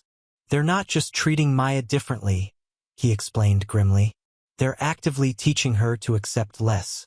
I watched your mother give Emma and Sophie each a cookie, then hand Maya a broken piece and say, some people get whole cookies, some people get pieces, and both are fine. Maya just took the broken piece and said, thank you. Jesus Christ, it gets worse. They talk about her like she's not there. I heard Jessica tell your mom that Maya was getting too comfortable asking questions about why she couldn't have the same treats as the twins. Your mother said they needed to nip that entitlement in the bud before she got older and became difficult to manage. The picture was complete now, and it was horrifying. This wasn't unconscious bias or generational ignorance. This was deliberate, systematic psychological conditioning designed to teach my daughter that she deserved less than her cousins because of who she was. That night, after Maya fell asleep, I sat at my laptop researching until my eyes burned. I needed concrete evidence, not just family gossip and my own belated observations. If I was going to protect my daughter, I needed proof that would hold up legally and socially. I needed documentation so clear that no one could dismiss it as a misunderstanding or overreaction. The research was both enlightening and terrifying. North Carolina law was very specific about child abuse and neglect, and what I was reading suggested that systematic discrimination and forced labor, even within a family context, could constitute grounds for legal intervention. But I needed evidence. I spent hours reading about hidden cameras, audio recording devices, and the legality of surveillance in different situations. Since I would be recording in my mother's house without her consent, I had to be careful about how I gathered evidence. But as Maya's parent, I had legal rights to document her treatment when I wasn't present to supervise. The equipment was easier to obtain than I'd expected. A quick search led me to several online retailers selling tiny cameras designed for home security. I ordered a small device that could be hidden in Maya's backpack, with battery life long enough to record a full day and memory capacity for hours of footage. The psychological preparation was harder than the technical aspects. I had to face the possibility that what I'd already discovered was just the surface. If my family was willing to be cruel when other relatives were present, what were they doing when they thought no witnesses existed? I also had to prepare for the aftermath. Once I gathered evidence of systematic abuse, there would be no going back to pretending everything was normal. This would either force my family to change completely or destroy my relationship with them entirely. Given their investment in maintaining the current power structure, I suspected it would be the latter. The financial implications were staggering, too. If I cut off their support, which would be necessary to show I was serious, my parents could lose their house. Jessica might have to move back in with them or find a job she considered beneath her standards. The twins' lifestyle would change dramatically. For years, I'd been afraid of these consequences. Now, I realized that my fear had been enabling abuse. My financial support had given my family the security to mistreat Maya without worrying about consequences. They knew I wouldn't jeopardize the arrangement because I was too invested in keeping everyone happy and stable. But Maya's stability was being sacrificed for everyone else's comfort. I called in sick to work the day the camera equipment arrived.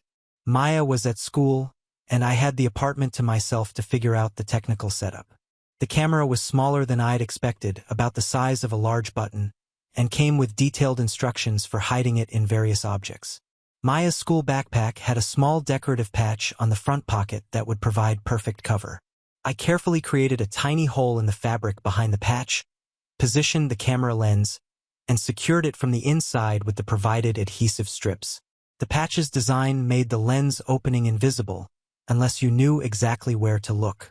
The hardest part was planning what to tell Maya. I couldn't explain the real situation without traumatizing her or risking that she'd accidentally reveal the surveillance. But I needed her cooperation to ensure the camera captured useful footage. I decided on a story about wanting to see how her day went when I wasn't there, like a special game where the backpack would remember her activities. Maya loved the idea of her backpack having a special job, and she promised to keep it with her and treat it carefully. That evening, I tested the camera's positioning and sound quality. The footage was clear enough to see faces and body language, and the audio picked up conversations across a normal-sized room. It wasn't Hollywood-quality surveillance, but it would document whatever was happening in clear, undeniable detail. The night before I planned to execute my recording operation, I lay in bed rehearsing scenarios. What if Maya forgot and left her backpack in another room during crucial moments? What if someone discovered the camera? What if the footage revealed abuse so severe that I'd blame myself for not acting sooner? But the alternative was continuing to enable a system that was teaching my daughter to accept discrimination and abuse as normal. Maya was internalizing lessons about her worth that would damage her for life if I didn't intervene. The morning of the recording felt like preparing for surgery. Everything had to be perfect, and there was no room for error. I woke up early to double-check the camera's battery level and memory capacity. The device was fully charged and ready to record up to 8 hours of footage. Maya was excited about her backpack's special job and promised again to keep it with her all day. I helped her pack her usual items: coloring books, small toys, a juice box for snack time, arranging everything so the backpack would naturally stay with her during activities. Remember, honey, your backpack is like your buddy today. Don't leave it in another room, okay? It wants to see everything you do. Like a pet backpack? Maya asked, giggling at the idea. Exactly like that. Dropping her off at Mom's house required every acting skill I possessed. I had to seem normal and relaxed while my heart was racing and my palms were sweating. Mom greeted us at the door with her usual grandmother smile, but I found myself studying her expression for signs of the cruelty I now knew existed. Jessica's bringing the twins over in an hour, Mom told me as Maya hung up her special backpack on the hook by the kitchen table. They're excited to play with Maya. Play. The word felt loaded now that I knew what it really meant. That's wonderful. Maya loved spending time with her cousins. I kissed Maya goodbye, reminding her to take good care of your backpack, buddy, and walked to my car on legs that felt unsteady. Once I was out of sight, I parked at a coffee shop 3 blocks away and tried to calm down. The day at work was torture. Every phone call could have been my mother discovering the camera. Every email notification made my stomach jump. I kept checking the clock, calculating how long the device had been recording, imagining what scenes were being captured. My coworker Janet noticed my distraction during our team meeting. "You seem stressed today. Everything okay?" "Just family stuff," I managed. Nothing serious, but it was the most serious thing I'd ever done. I was potentially documenting criminal behavior by people I'd loved and trusted my entire life. I was gathering evidence that could send my own mother to jail and destroy my family permanently. By lunchtime, I was so anxious I couldn't eat. I kept visualizing Maya in situations I'd witnessed before, being ordered around while her cousins played, being given different food or different treatment, being made to feel less than. But now those scenes would be documented. The afternoon dragged endlessly. I made mistakes on simple tasks because I couldn't concentrate. When my phone rang at 2:30, I nearly jumped out of my chair, convinced it was Mom calling to confront me about the surveillance. Instead, it was a client with routine questions about a marketing campaign. I handled the call professionally while, inside, I was screaming. At 4 o'clock, I couldn't take it anymore. I left work early, claiming I had a doctor's appointment. The drive to my parents' house seemed to take forever, even though I was probably speeding. When I arrived, the scene looked normal from the outside. I could hear children's laughter from the backyard, which gave me a moment of relief. Maybe today had been different. Maybe I'd captured footage of Maya being treated well, which would force me to reconsider everything I thought I knew. But as soon as I walked through the front door, that hope evaporated. "Maya's in the kitchen finishing up her chores," Mom said without looking up from her magazine. "The twins are playing in the living room." Chores. That night, after Maya was asleep, I sat in my bedroom with my laptop and the small camera device, my hands shaking as I prepared to review the footage. Part of me hoped I'd find nothing incriminating, that maybe today had been an exception, that my family wasn't as cruel as I'd begun to believe. I was wrong. The footage was worse than my darkest fears. The recording began normally enough, showing Maya's arrival and her excited greeting of Emma and Sophie.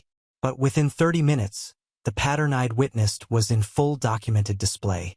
"Maya, go get us some juice boxes from the refrigerator," Jessica's voice commanded from off-camera. "And bring napkins, too." "Can I have a juice box, too?" Maya asked. "After you finish helping. Emma and Sophie are guests today, so they get served first." Guests in their own grandmother's house, where Maya spent 3 days a week. What followed was 3 hours of systematic degradation that made my stomach turn. Maya fetched drinks, cleaned spills, organized toys, and swept crumbs while Emma and Sophie lounged on the couch with their tablets and snacks. Every time Maya attempted to join an activity, she was redirected to another task. But it was the conversation between Mom and Jessica, clearly audible while Maya was in the next room, that provided the most damning evidence. "She's getting too comfortable asking for things," Jessica complained. Yesterday, she asked why she couldn't have the same snacks as Emma and Sophie. "I've noticed that too," Mom replied. "We need to be more firm about boundaries. Children like Maya need to understand their position early, or they develop unrealistic expectations." Children like Maya. The phrase was delivered with such casual cruelty that I had to pause the recording. It got worse. Around the 2-hour mark, Maya spilled a small amount of juice while refilling the twins' cups. The reaction was swift and harsh. "Maya, look what you've done." Mom's voice snapped. "This is why some children can't be trusted with nice things. Emma and Sophie would never be so careless." "I'm sorry, Grandma. I'll clean it up." "Yes, you will. And next time, maybe you'll be more careful. Some people have to work harder to earn privileges. The footage showed Maya, barely 6 years old, scrubbing the floor with tears in her eyes while her cousins continued playing undisturbed. No one comforted her. No one said, "Accidents happen." She was treated like a servant who had failed in her duties. But the most heartbreaking moment came near the end of the recording. Maya, exhausted from hours of work, sat quietly in the corner while Emma and Sophie played a new board game Mom had bought for them. "Can I play too?" Maya asked softly. "This game is for older children who understand complex rules," Mom replied without even looking at her. "Why don't you organize the toy box instead? That's more your speed." Maya nodded and began sorting toys while her younger cousins enjoyed their game. The resignation in her posture, the way she accepted this rejection without argument, showed how thoroughly she'd been conditioned to expect less. The audio captured one final exchange that nearly made me vomit. Jessica and Mom were discussing plans for the twins' upcoming school field trip, trying to decide if they should send extra spending money. "We want to make sure they can buy whatever catches their eye," Jessica said. "It's important for them to feel confident and able to participate fully." "Absolutely," Mom agreed. "Children need to feel empowered and valued. Speaking of which, we should probably start having Maya help with more household tasks. It's good for children in her situation to develop strong work habits early." Her situation. My daughter's biracial identity was a situation that required different treatment, different expectations, different rules. I watched the footage 3 times, taking notes and screenshots of the most damaging moments. The evidence was overwhelming and undeniable. This wasn't unconscious bias or old-fashioned child-rearing methods. This was deliberate, systematic psychological abuse designed to teach Maya that she was inherently less valuable than her white cousins. The recording showed forced labor, emotional manipulation, discriminatory treatment, and psychological conditioning that could cause lasting damage to a child's self-esteem and worldview. Any reasonable person viewing this footage would be horrified. More importantly, any court or child protective services worker would recognize it as abuse. I had my evidence. Now I had to decide what to do with it. I called in sick to work the next morning and spent 2 hours researching the proper channels for reporting child abuse in North Carolina. The process was more straightforward than I'd expected, but emotionally devastating to contemplate. I was about to officially accuse my own family of criminal behavior. The Mecklenburg County Department of Social Services had a Child Protective Services division that handled abuse and neglect cases. I could file a report online or in person, but given the complexity of my situation and the video evidence, an in-person meeting seemed more appropriate. I also researched whether I needed legal representation. Several family law attorneys offered free consultations for abuse cases, understanding that victims often lacked resources. I scheduled appointments with 2 different lawyers for later in the week. But first, I needed to file the official report. The DSS office was in a nondescript government building downtown. Walking through those doors felt like crossing a line from which there would be no return. The waiting area was filled with families in various states of crisis. Some angry, some resigned, all looking like they'd rather be anywhere else. When my name was called, I followed a social worker named Patricia Williams to a small office filled with case files and children's drawings on the walls. She was a woman in her 40s with kind eyes and a no-nonsense demeanor that immediately put me at ease. "I understand you need to file a report regarding your daughter," she said, pulling out a thick folder of forms. "Yes, I have video evidence of systematic abuse and discrimination by my family members." Her eyebrows rose slightly. Video evidence wasn't common in family abuse cases, which often relied on testimony and physical signs of mistreatment. I spent the next hour detailing everything I'd discovered: the financial manipulation, the differential treatment, the forced labor, and the psychological conditioning. Patricia took detailed notes and asked clarifying questions that showed she understood the severity of the situation. "Can I see the video footage?" she asked. I transferred the most damaging clips to my phone. Patricia watched in silence, her expression growing more concerned with each scene. When Maya appeared scrubbing the floor while crying, Patricia's jaw tightened visibly. This is clear documentation of child labor and emotional abuse, she said when the footage ended. The discriminatory language adds another dimension that makes this particularly serious. What happens next? We'll open a formal investigation within 24 hours. This will include interviews with all parties involved, including Maya.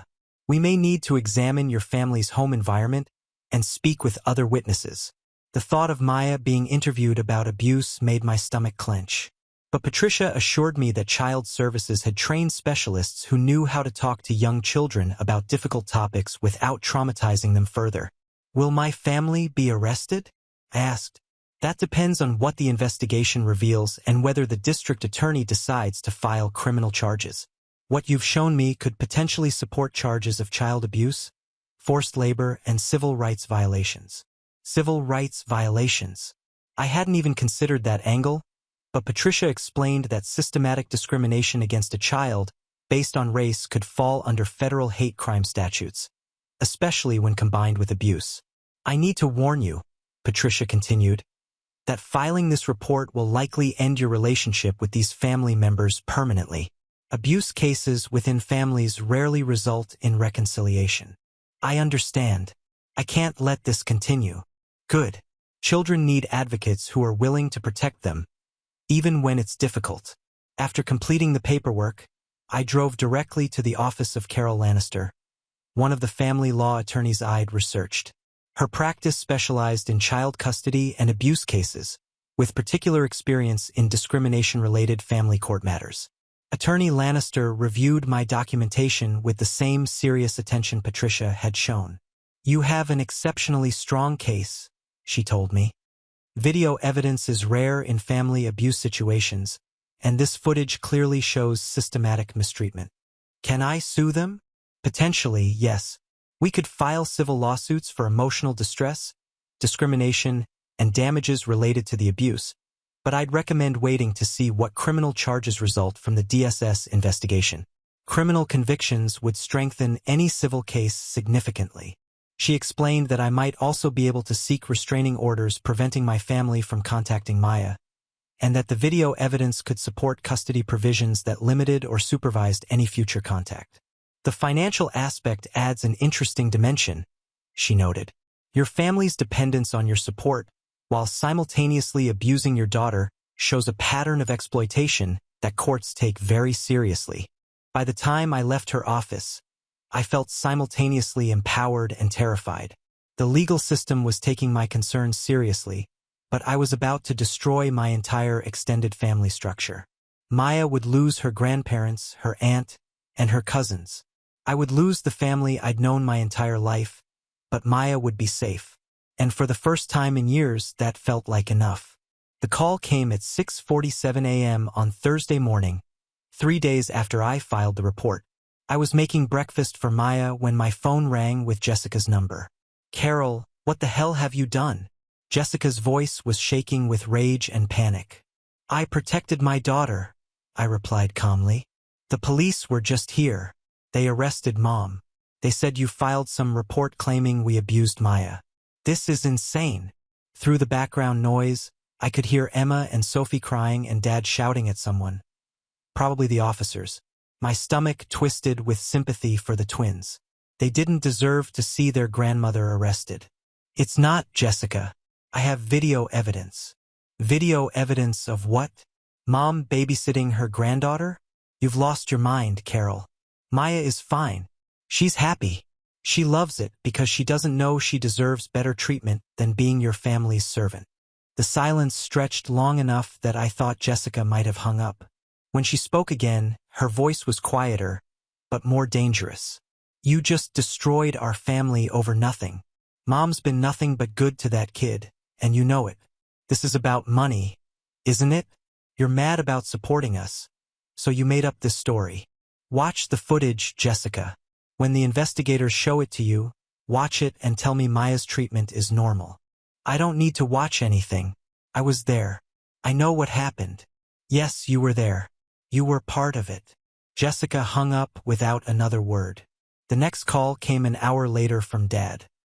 His voice was hollow, aged by the morning's events in a way I'd never heard before. Carol, they've charged your mother with multiple felonies. Child abuse, forced labor, civil rights violations. They're saying she could go to prison for years. Dad, just don't. You've destroyed us. Your mother is 63 years old, Carol. She can't survive prison. The pain in his voice was real, and it cut through my resolve like a knife. But then I remembered Maya scrubbing floors while her cousins played, and my sympathy hardened back into determination. Mom destroyed herself when she chose to abuse her granddaughter. Abuse? Maya was learning responsibility. She was being taught values. She was being taught that she's less than her cousins because of her race. That's not values, Dad. That's bigotry. Dad hung up too. The social media attack started that afternoon. Jessica had apparently told her version of events to everyone in her network, painting me as an ungrateful daughter who'd fabricated abuse allegations to avoid supporting my family financially. My phone buzzed constantly with messages from extended family members, family friends, and even old high school acquaintances. Most were variations on the same theme. I was crazy, vindictive, greedy, and cruel. How could I put my own mother in jail?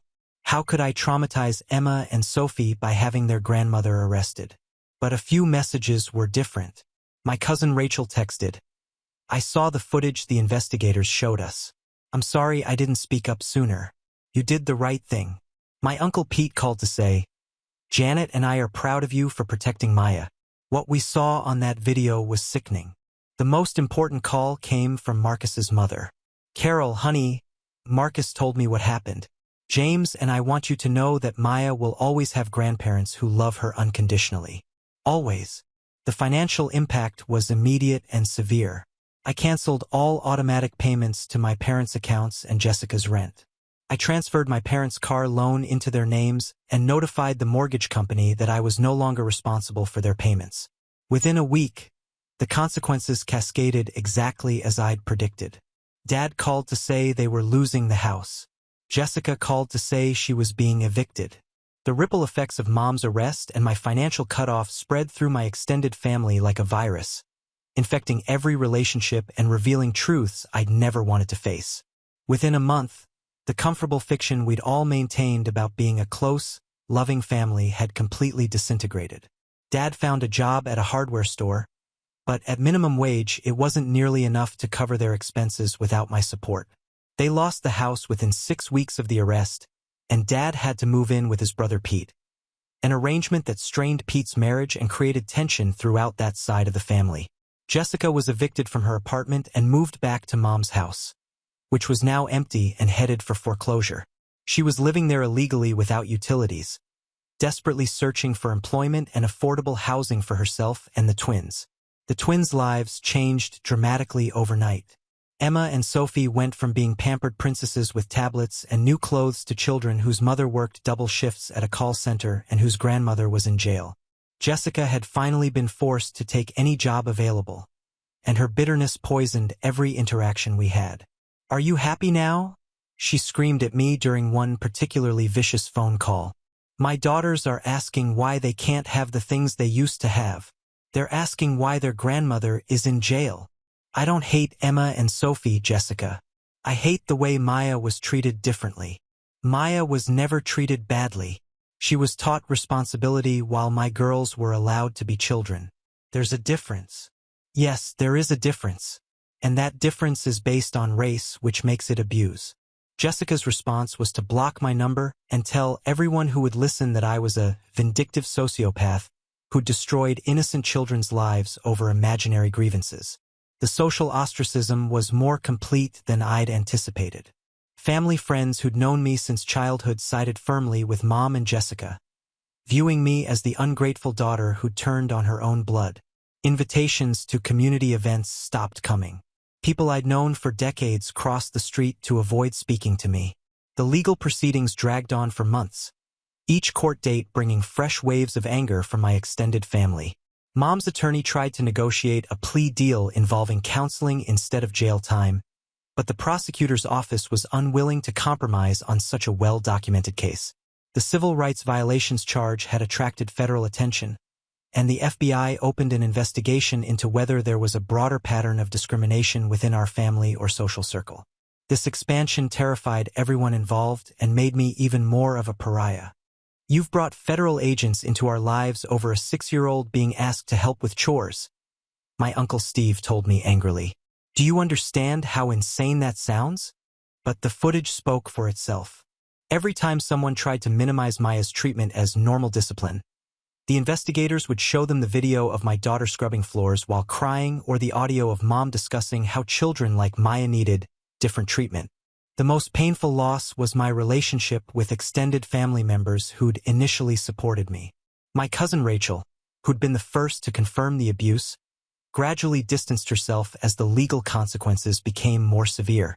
My Aunt Linda stopped returning my calls after her husband couldn't get financial help from me like he'd received before. Even Uncle Pete began suggesting that maybe I'd gone too far with criminal charges. Your mother made mistakes, but prison seems excessive, he told me. Couldn't this have been handled within the family?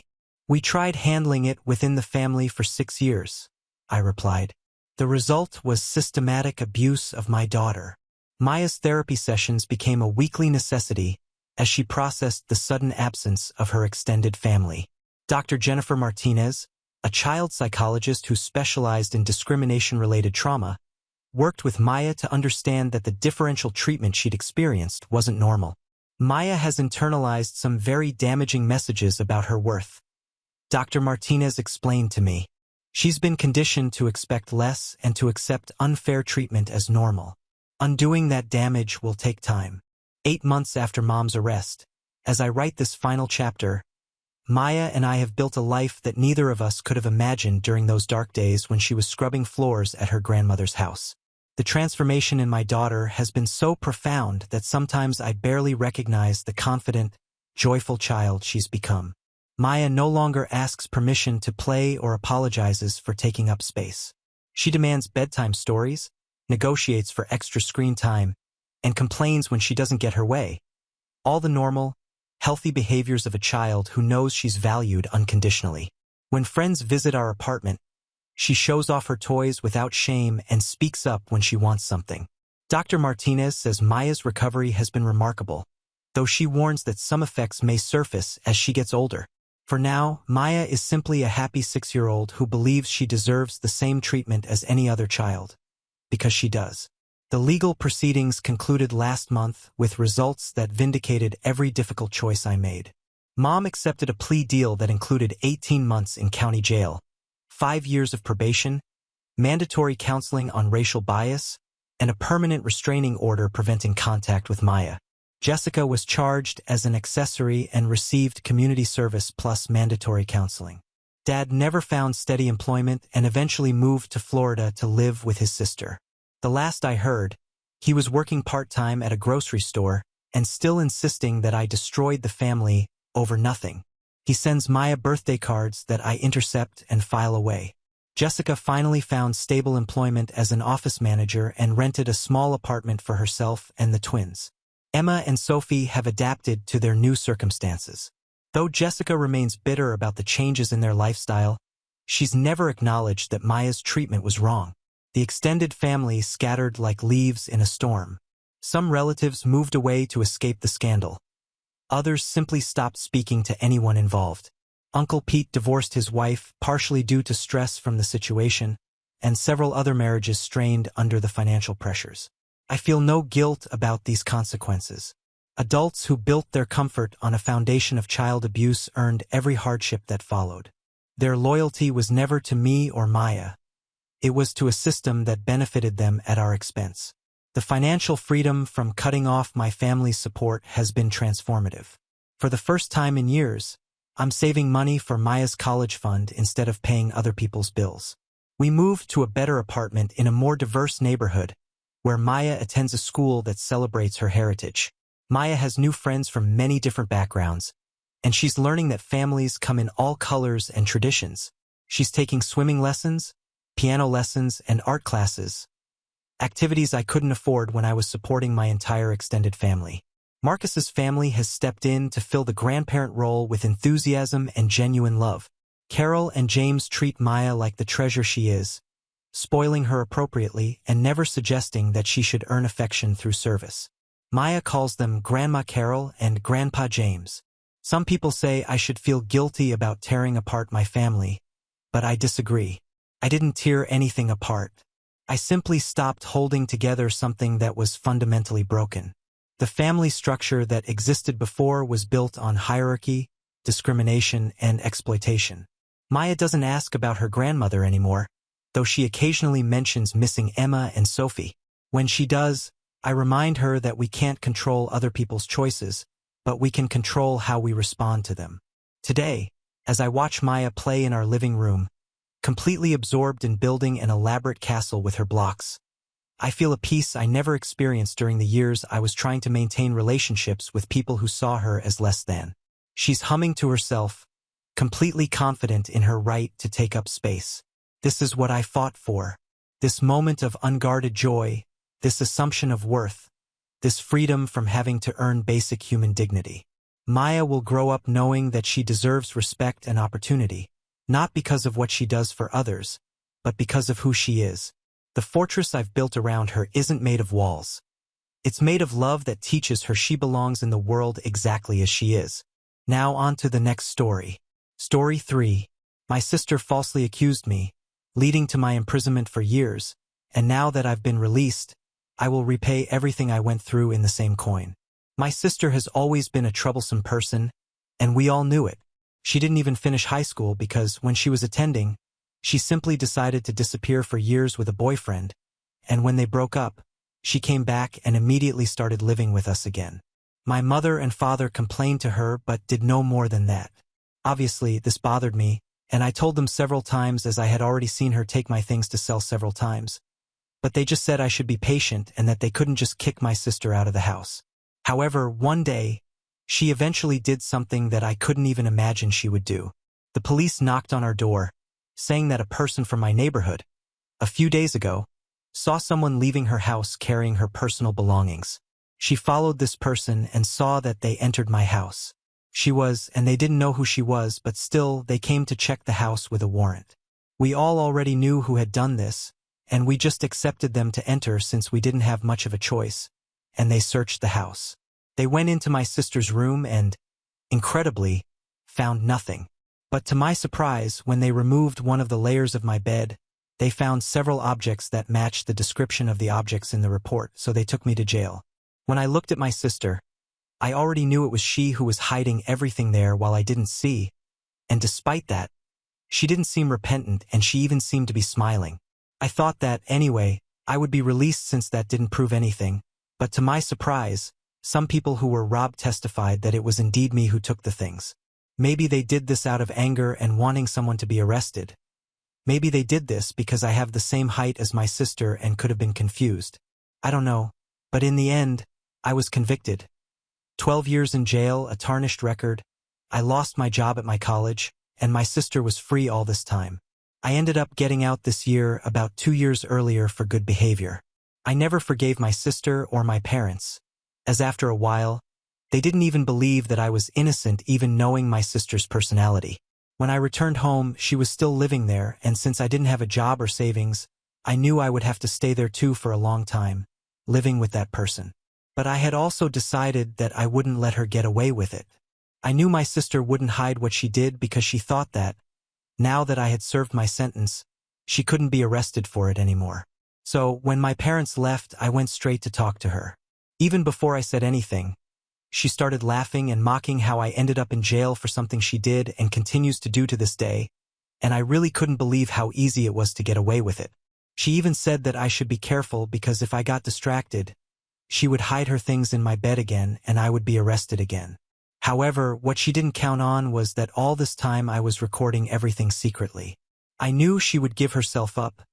I knew she wasn't ashamed of what she did. On the same day, I talked to a lawyer about it and he agreed to represent me, earning 20% of what I would win. I know this is more than usual, but I didn't have much choice. Not only will I sue her for falsely accusing me, but I will also reveal to the court that she admits to continuing to do these things. I will also, logically, sue the government for being unjustly imprisoned for so many years. I know I will make a lot of money in the end, but honestly, I just want justice because I know no amount of money in the world will recover the time I lost during all those years in prison for something I didn't do. The court notification will arrive tomorrow, and I am eager to see her face when I show that I recorded everything she said. After the notification arrived, the house descended into chaos. For the first time, my sister lost that arrogant demeanor.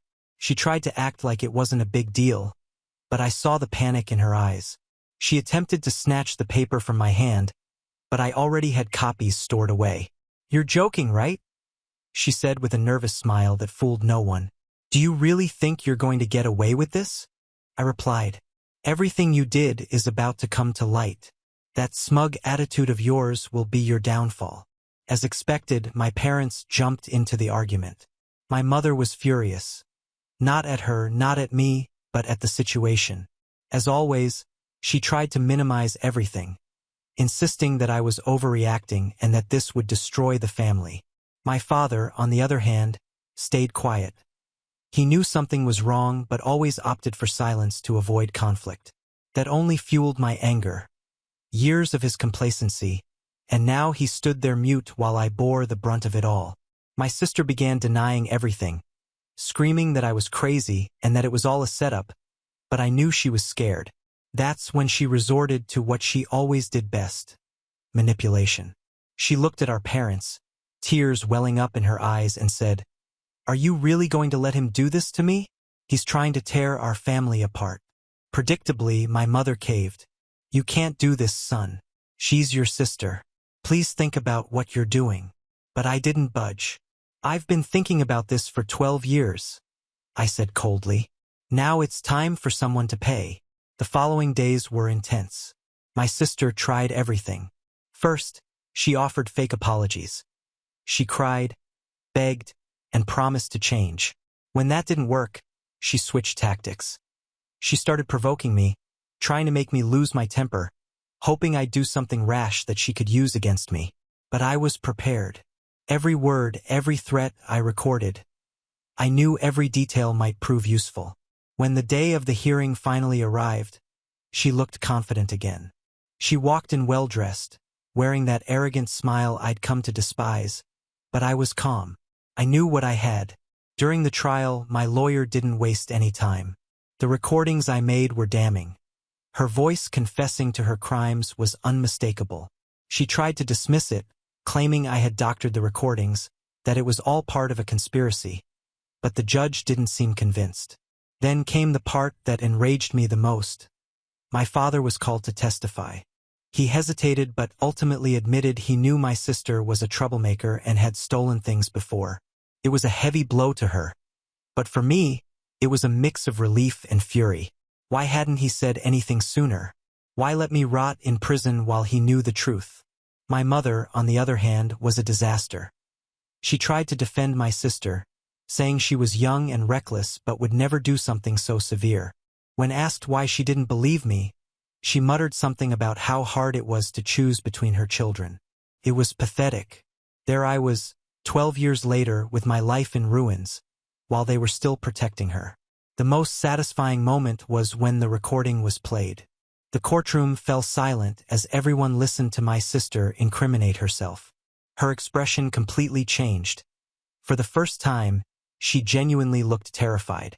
When the judge asked if she had anything to say, she broke down. She started crying, claiming she didn't know why she had done it, that she was confused, that she never wanted me to go to prison, but I knew it was just another manipulation. So did the judge. In the end, she was convicted of perjury and fabricating evidence. She was ordered to pay damages, an amount she'll likely never be able to afford.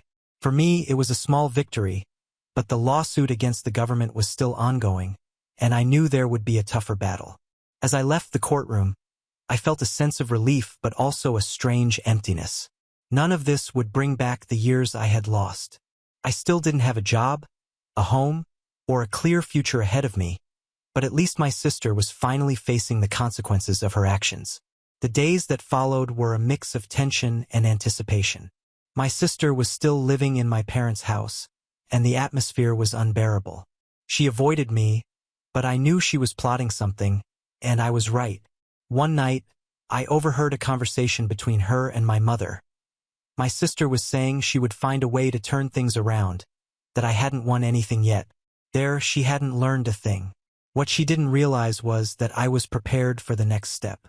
I knew there were still more truths to uncover, more lies to expose. The trial was just the beginning. She had a history of crimes and deceit that extended far beyond what she had already admitted to, and I would make sure it all came to light, every last detail. For now, I'm here waiting for her next move. But one thing is certain. My fight isn't over. She thinks she can keep getting away with it, but I won't stop until she pays for everything. There's still so much left to reveal, and I'm more determined than ever to see justice done. After weeks of living in that tense environment, something finally shifted. The notification came that the government had accepted my case against them. My lawyer was confident we'd secure a solid win given the recordings and the government's glaring failure to properly investigate the case. This reignited something in me. The determination to end this chapter once and for all, not just with the government but with my sister too. While the lawsuit against the government progressed, I began preparing my next move. I knew my sister would never change, and living under the same roof had become unbearable. Every time she crossed my path, she couldn't resist provoking me. Sometimes she'd smirk maliciously as if she still had cards to play. Other times she'd mutter under her breath that things wouldn't end like this. That's when I realized she still had something to hide. I started paying closer attention to her, the way she spent hours on the phone, how she disappeared for long stretches and returned with suspicious bags. I discovered she had a small locked room in the house, one we all assumed was empty, but something didn't feel right. It was time to find out. Using an excuse with my parents, I got the key to the room while my sister was out. When I entered, what I found confirmed my suspicions. The room was filled with boxes of items that clearly didn't belong to her. Clothes, electronics, even jewelry. She was still stealing, but this time, instead of hiding things in my bed, she stored them there. I took photos of everything, documenting each item and its condition. That night, I confronted my sister when we were alone. She was shocked when I showed her the photos. "You'll never change, will you?" I asked, keeping my voice calm. She tried to deny it, but she knew she was cornered. When she realized there was no way out, she lashed out at me verbally, saying I had always been the problem, that I deserved everything that happened to me. What she didn't know was that I'd already sent the photos to my lawyer and was recording everything she said in that moment. A few days later, with my lawyer's support, we handed all the evidence over to the police. They acted quickly. One morning, when she least expected it, the police knocked on our door. My mother panicked. My father stayed silent as always. But my sister, she screamed, cried, begged. But this time, there was no escape. They searched the room and confirmed everything I had reported. She was taken away in handcuffs right in front of everyone. And as much as I hated to admit it, it was satisfying to see her finally face the consequences. The house became eerily quiet after that. My parents were inconsolable, not for me, but for her. Still, I knew there was no other way. I needed justice.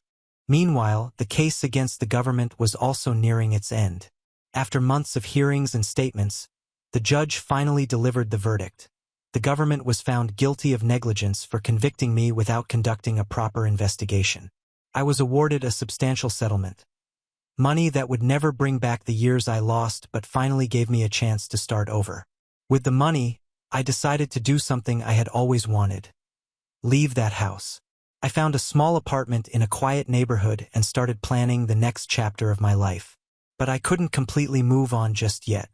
I knew my sister was still in custody awaiting trial for her most recent crimes, and that gave me an odd sense of peace. The day of her trial arrived. I attended as a witness. When I walked into the courtroom and saw her sitting there, head bowed, I didn't feel pity but a bitter sense of satisfaction.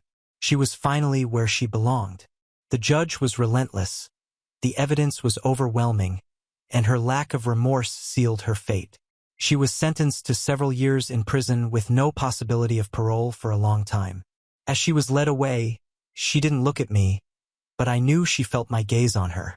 My parents tried to maintain contact with me after everything, but I knew I needed to cut ties. They had never believed me when I needed them most, never stood up when everything was falling apart. And now, after everything, there was no room for them in my life. I severed all connections and focused on rebuilding what I had lost. Today, months after everything, I feel like I can finally breathe. My life is far from perfect, but for the first time in years, I feel like I'm in control. My sister is in prison, my parents are no longer part of my routine, and the settlement money has given me the chance to start over. But there's still an emptiness. A part of me knows that those lost years can never be recovered. What I don't know is if this is truly the end. My sister is like a shadow that always returns, and even in prison, I feel like it's not the last I'll hear of her. But for now, I'm at peace, and if she ever tries something again, I'll be ready, because now I know I'm stronger than she will ever be. Now on to the next story. Story 4. My name's Noah Everett. I'm 35, and until a few months ago, I thought my family was complicated but harmless. You know, the usual sibling rivalries and offhand comments that sting. But you brush off because that's just how family is. I've always been the calm one. The so-called success story everyone liked to mention at reunions, mostly because I built a charter business from scratch and more recently bought a yacht. Not a massive super yacht or anything, but big enough to turn heads at the marina and big enough to become the root of every ounce of tension that's been boiling under the surface of my family for years. My younger brother, Liam, is 32. He's charismatic, the type of guy who could charm a refund out of an airline agent or convince a teacher he forgot to turn in an essay he never wrote. Growing up, everyone adored him. My mom said he had golden boy energy. My dad used to laugh at his mistakes, call them learning moments. Me, I was the one expected to know better. I worked after school at the docks while Liam went to parties. When I graduated high school and skipped college to work full-time, my parents thought I was throwing my life away. When I finally started my own charter company, they said it was cute that I was playing businessman. It wasn't until my company started making real money that their tone changed, especially Liam's. The yacht was my first true indulgence. I named her the Mariner's Wish. She was sleek, white, and timeless. I'd saved for years, working 7-day weeks, managing maintenance calls at 2 a.m., doing every job from captain to janitor until I could afford a crew. When I took my parents and Liam out for the first ride, I expected it to be this proud family moment. Instead, Liam spent the entire time asking how much I paid for it, what the resale value was, and whether I really needed something this expensive for clients. My mom just smiled awkwardly and told him to stop teasing. But that wasn't teasing. That was the first crack. Things shifted slowly after that. Liam got engaged to a woman named Tessa, a social media influencer, if that word still means anything. Her entire personality seemed curated for the camera. She was photogenic, confident, and perpetually recording. Every conversation with her felt like a live stream I didn't agree to join. The first time we met, she told me my yacht would make killer wedding footage. I laughed politely, not realizing she was serious. From that day, every family interaction circled back to their wedding. They booked an oceanside resort, a sunset ceremony, drone shots, the works. And somehow, without my consent, the Mariner's Wish became part of the narrative. It started subtly. Liam would throw out lines like, "We'll do the rehearsal dinner on Noah's boat, right?" Or, "The guests will love the cruise after the vows." He never asked. It was always assumed. I corrected him gently the first few times, saying, "Hey, I can't promise that. The yacht's booked most weekends." But he brushed me off with that smirk I'd known since childhood. The one that always made me feel like the boring older brother ruining the fun. "Come on, man. It's my wedding. You can block one weekend for me."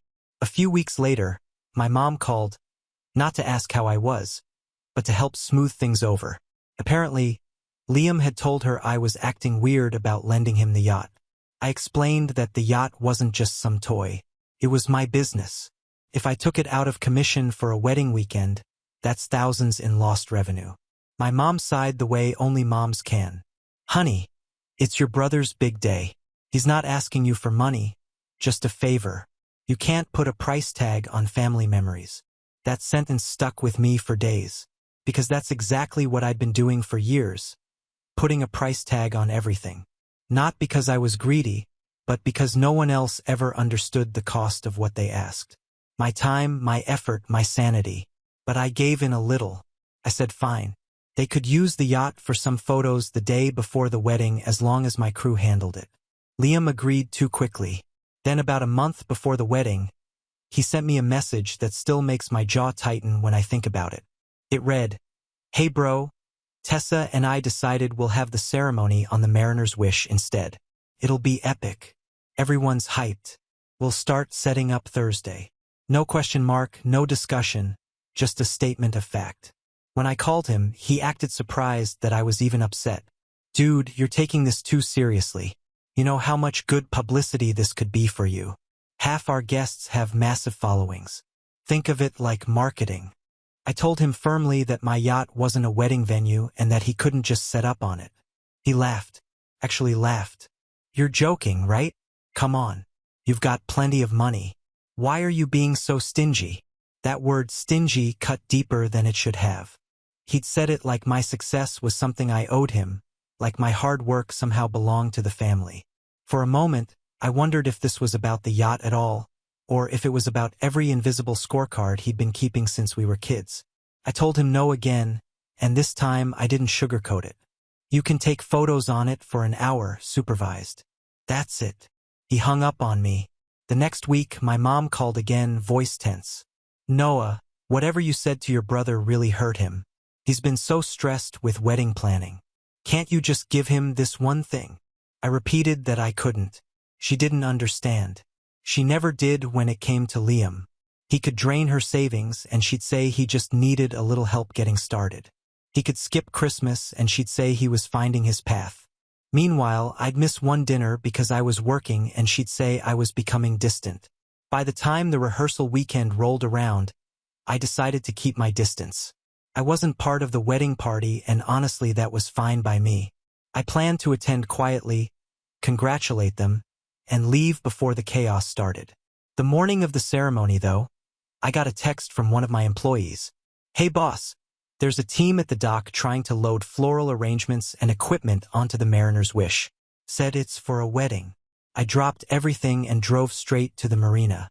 Sure enough, there were people in pastel shirts unloading boxes of decorations, speakers, even a champagne tower. And there, directing the entire operation, was Liam wearing aviators and a smug grin. When he saw me, his smile flickered but didn't fade. "Noah, perfect timing. We're almost done setting up." I couldn't believe what I was seeing. "What are you doing?" I asked, trying to keep my voice even. "Relax," he said, brushing me off. "We'll put everything back exactly how it was. You won't even notice." I told him again calmly, firmly, that he had no permission to use the yacht, that I was this close to calling security if they didn't stop. He laughed like I was being dramatic. "You'd really do that? You'd ruin your brother's wedding because you can't let him borrow a boat?" That word borrow snapped something in me. Borrow implied I'd get it back the same way. But I knew the kind of people he was inviting. Socialites, influencers, careless drinkers. My deck would end up sticky with spilled champagne, furniture broken, crew overworked, and somehow it would all be my fault for not being fun. After I forced everyone to unload, Liam stormed off, saying I'd embarrassed him in front of his friends. He didn't talk to me again before the wedding day. I thought maybe that was the end of it, that he'd cool off, realize how insane it was to plan an unauthorized wedding at my business property, and move on. But when I arrived at the resort for the ceremony, just as the sun was dipping low, painting everything gold, I felt this heaviness in the air. People whispered when I walked in. I could see Tessa giving me a tight smile from the altar. Her bridesmaids all looking like they'd been instructed to avoid me. My mom hugged me stiffly, muttering, "Please don't make a scene." That was my first sign something was about to go wrong. Because when the vows started, Liam's speech wasn't the sentimental kind. He prepared a show, and I was about to be the unwilling punchline in front of 200 guests. Among them, a judge whose presence none of us realized would change everything that followed. And it all began with the moment he walked toward me, microphone in hand, smirking like he'd finally won. Liam stood there, microphone in hand, like some performer who just spotted his favorite heckler in the crowd. The guests were laughing from whatever inside joke he'd just cracked. But when his eyes locked on mine, the air shifted. It was that familiar look, the same one he'd give me when we were kids right before doing something that would get me in trouble but earn him applause. "Ladies and gentlemen," he began, grinning like he was hosting a late-night show. "Before we wrap up the speeches, I just want to say a few words about my brother, Noah." There was polite applause. I nodded slightly, unsure what direction this was going. The photographer turned her lens toward me, and I could feel the spotlight, figurative and literal, hitting my face. Liam paced slowly, milking the moment. "Now, if you don't know Noah, let me tell you he's the responsible one. Always has been straight A student. Never got grounded. Worked every summer while the rest of us were just trying to have fun." The crowd chuckled softly. He kept going. "And now he's a big shot with his own business. A fancy yacht, a perfect life. He's the kind of guy who makes you feel like maybe you've been doing everything wrong." More laughter, but it wasn't warm. It was the uneasy kind. The kind that comes when people don't know whether they should actually be laughing. I forced a smile. My mom looked up at me from her seat. Her expression caught somewhere between pride and anxiety. I could tell she didn't like where this was going either. Liam continued, "But don't let that calm face fool you. Noah's got a stubborn streak. I asked him for a tiny favor. To use his boat for a few hours, no big deal. And he said no." He turned dramatically to the audience. "Can you believe that? His own brother. On my wedding day." There was a mix of laughs and awkward murmurs. Some guests leaned in, clearly uncomfortable. I wanted to stand up to say something, but I knew that it'd only make it worse. He wasn't just trying to embarrass me. He wanted a reaction. He smirked when he saw me staying quiet. "Guess some people just can't stand sharing the spotlight, huh?" That line landed like a dart. My chest tightened. I heard Tessa's bridesmaids giggling, her father shaking his head with an exaggerated sigh. My mom whispered something to my dad, who looked like he wanted to disappear. And then, as if that wasn't enough, Liam snapped his fingers. Two groomsmen appeared from behind the band setup, dragging something covered with a white sheet. The guests turned their heads as he dramatically unveiled it. A massive framed photo of my yacht, the Mariner's Wish, printed and propped up like a billboard. "This, my friends," Liam announced, "is what my brother loves more than family." The laughter hit a fever pitch. Some people clapped. Others didn't know what to do. My mother's jaw dropped. I felt my face heat up, my hands trembling under the tablecloth. I could handle jokes, but this was a public ambush. I stood up then, calmly but firmly. "That's enough, Liam." He raised his eyebrows. "Oh, come on. It's just a joke." "No, it's not," I said. My voice was steady, even though my pulse was hammering. "You've made your point." For a brief moment, silence. Then he laughed again, dismissing me with a wave. All right, I'll stop embarrassing the rich guy. Don't want him taking his boat and sailing off on us." The guests chuckled nervously, and the DJ jumped in to play some music. I sat down again, jaw tight. My mom reached for my arm and whispered, "Please, honey, don't react. It's his day." I didn't respond, because deep down, something in me had already cracked. It wasn't just the speech. It was years of being the backup, the safety net, the one expected to swallow humiliation so no one else had to feel uncomfortable. After the ceremony ended, everyone filed into the reception hall, a sprawling glass pavilion overlooking the ocean. The decorations were stunning. Tessa's aesthetic sense was flawless. I'll give her that. But I barely noticed. Every time I looked around, I saw guests whispering, glancing my way, smirking as if I really was the selfish brother who'd refused a dying wish. I headed straight to the bar. I don't drink much, but that night I ordered something strong just to keep my hands from shaking. My dad came over after a few minutes, sighing as he leaned against the counter. "He went too far," he said softly. "But you know how he is." "That's the problem," I muttered. "Everyone knows how he is and no one ever stops him." Dad looked at me with that weary expression I'd seen 100 times before. The one that said he wanted peace more than justice. It's his wedding, Noah. Let him have his fun. You'll forget about it in a week. I looked out across the room at Liam and Tessa surrounded by people, laughing like nothing had happened. Yeah, I said quietly. We'll see. But forgetting was not in the cards. Because a few hours later, as the guests settled into dinner and speeches began again, I overheard something that made my blood run cold. Tessa's maid of honor was talking to one of the bridesmaids near my table, unaware that I was within earshot. Oh my God. Did you hear what Liam told the planner? He said they're taking the yacht tomorrow for the after-party cruise. Can you imagine? The other woman giggled. Wait, really? I thought his brother said no. He said it's fine now, she replied, shrugging. Apparently, Noah changed his mind after the ceremony. Guess he didn't want to look bad in front of everyone. I froze. Changed my mind? I hadn't even spoken to him. My mind raced. He'd found another way to do it. Just go ahead and take the yacht, assuming I wouldn't stop him in front of all these people. When I spotted him across the room, he was already watching me. That same smug expression. He raised his glass in a mock toast like he knew I'd overheard. That was it, the breaking point. I got up and walked straight toward him.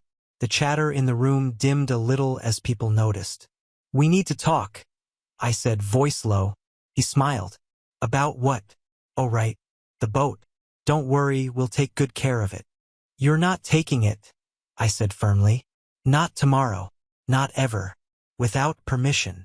He leaned in, still smiling, but his eyes sharp. You're really going to do this here in front of everyone? You think that makes you look good? I don't care how it looks, I said. I care about boundaries.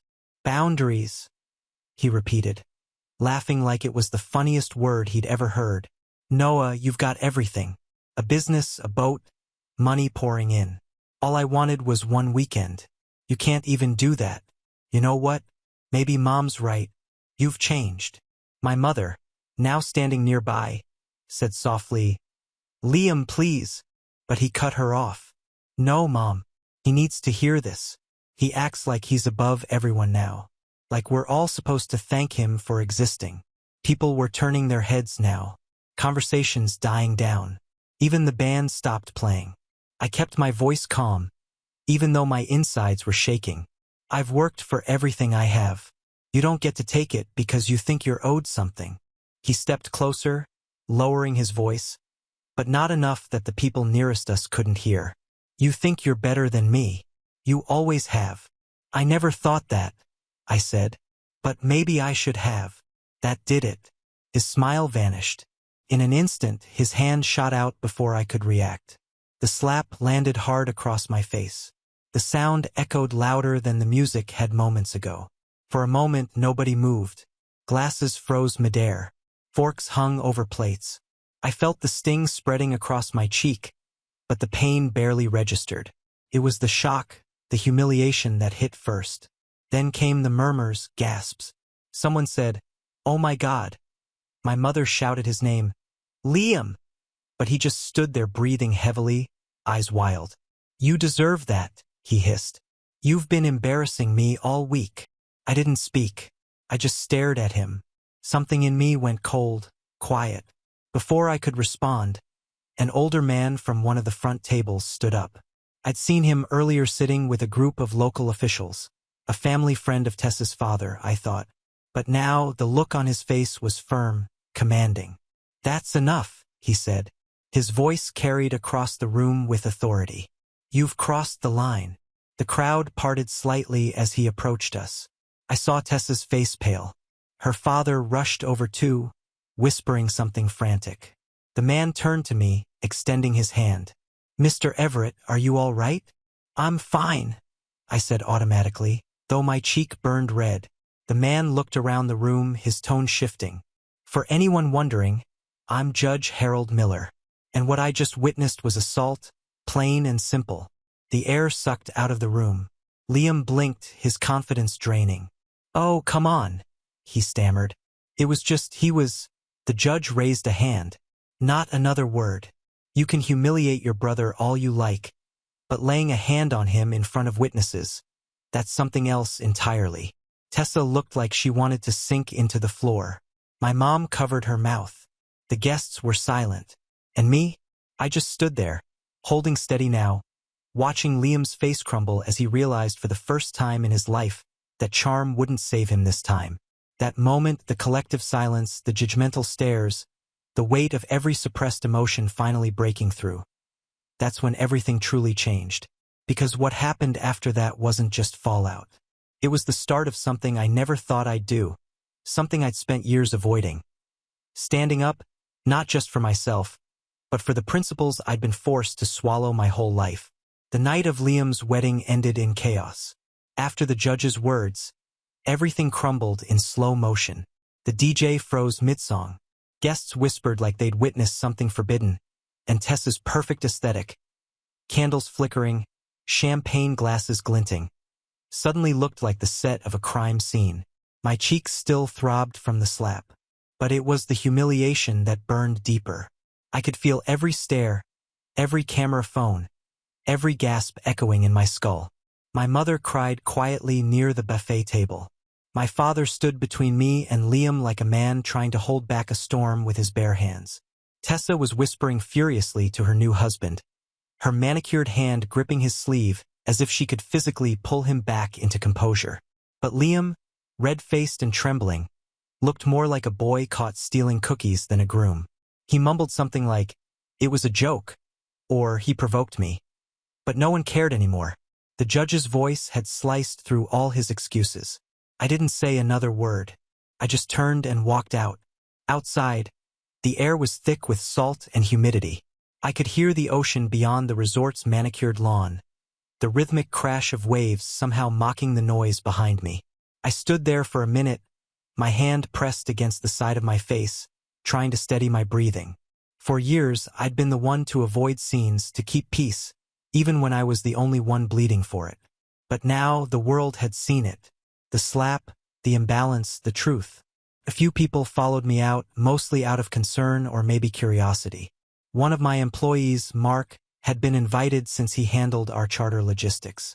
He came up quietly, offered me his jacket and said, "You handled that better than anyone could have." I gave him a small nod. "Thanks, Mark. Just make sure no one touches the yacht tomorrow. Okay?" He understood immediately. That night, I didn't go home. I drove down to the marina, parked by the Mariner's Wish, and sat in silence for hours. The deck lights reflected on the dark water, calm and perfect, completely untouched by the storm I just left behind. I climbed aboard and sat by the wheel, feeling the hum of the generator through the floorboards. The yacht had always been my symbol of freedom, my escape. But in that moment, it felt like the only place I had left. The next morning, I woke up to dozens of messages. Some from family, some from friends, a few from people I barely knew who had seen clips circulating online. Yes, someone had filmed it. Of course, they had. The wedding slap was already making rounds on social media, though thankfully not viral enough to hit the news cycle. Still, it was humiliating to know strangers were watching that moment like a scene from a reality show. Liam texted me once, just once. "We need to talk. You made me look bad." I stared at the message for a long time before deleting it. He still didn't get it. For the next few weeks, I kept to myself. My mom tried calling daily at first, her tone a mix of guilt and denial. "You know your brother didn't mean it," she said once. "He's under so much pressure." I told her calmly that what he did wasn't about pressure. It was about entitlement. She sighed, said she didn't want to take sides, and hung up. My dad, on the other hand, didn't call at all. Not for almost a month. When he finally did, his voice was weary. "Your mother's upset," he said. "She thinks the family's falling apart." I replied, "It's been falling apart for years. It just finally hit the floor." Business was the only thing that kept me grounded. My company had always been steady, but after the wedding fiasco, something changed in me. I started working harder, not out of anger, but clarity. The distraction helped, sure, but it also reminded me why I'd built this life. Every early morning, every sleepless night, Every dollar saved. It had all been mine. Not handed down, not borrowed. Mine. A few clients had heard about the wedding incident and reached out with sympathy. One, an older woman who owned a real estate firm, said something that stuck with me. You learn who your family is the day they realize they can't control you. That sentence echoed in my head for weeks. I focused on rebuilding not my reputation but my peace. I upgraded my yacht's booking system, expanded routes, and hired 2 new crew members. Mark took on more responsibility, proving himself reliable beyond expectation. By summer, we were booked months in advance. Ironically, the same social circle that once whispered about me now wanted to host parties on my yacht. I declined most of them. I wasn't ready to let people like that back into my space. As for Liam and Tessa, they went quiet. I heard bits and pieces through my mother. Their honeymoon got postponed because of stress, which was her delicate way of saying they were fighting. My father hinted that Tessa's parents weren't happy with the scene at the wedding. Apparently, the judge, Harold Miller, had pulled Tessa's father aside afterward and strongly advised that Liam get professional help for his anger issues before there were more serious consequences. At first, I thought that would be enough. That maybe finally Liam would take a step back and realize he'd gone too far. But that's not how people like him work. When entitlement meets embarrassment, it doesn't evolve. It festers. A few months later, I got served papers. He was suing me. The claim was absurd: defamation and business damages. According to the filing, my refusal to honor an agreed-upon arrangement for the yacht had caused him to suffer emotional distress and public embarrassment. He even claimed the judge's public reprimand had damaged his professional reputation. For the record, Liam didn't have much of a profession beyond occasional real estate stints and influencer partnerships through Tessa. When I read the documents, I actually laughed. Not because it was funny, but because it was so perfectly Liam. When he couldn't get what he wanted through charm or guilt, he tried force. I hired a lawyer, of course, a good one. And during that process, I learned something important. Sometimes the worst betrayals can become your sharpest clarity. The lawsuit wasn't just petty. It was self-destructive. Every piece of evidence his attorney tried to use crumbled under basic scrutiny. There were witnesses, hundreds of them, who saw the slap. There were videos. There was even Judge Miller's statement, should it come to that. But while the case was being processed, my mother's calls took on a new tone. Can't you just settle? She pleaded. He's your brother. He stopped being just my brother when he slapped me in front of 200 people, I said quietly. And when he tried to take what I built, she didn't answer. The months dragged on. The legal process was slow, but my company thrived. For the first time, I started traveling for myself. No clients, no family obligations, just me. I spent a week sailing along the Croatian coast, anchoring at small islands where no one knew who I was. The sun, the quiet, the solitude, it was healing. During one of those evenings, anchored near a tiny village, I sat on deck watching the horizon bleed orange into purple. I realized something simple but powerful.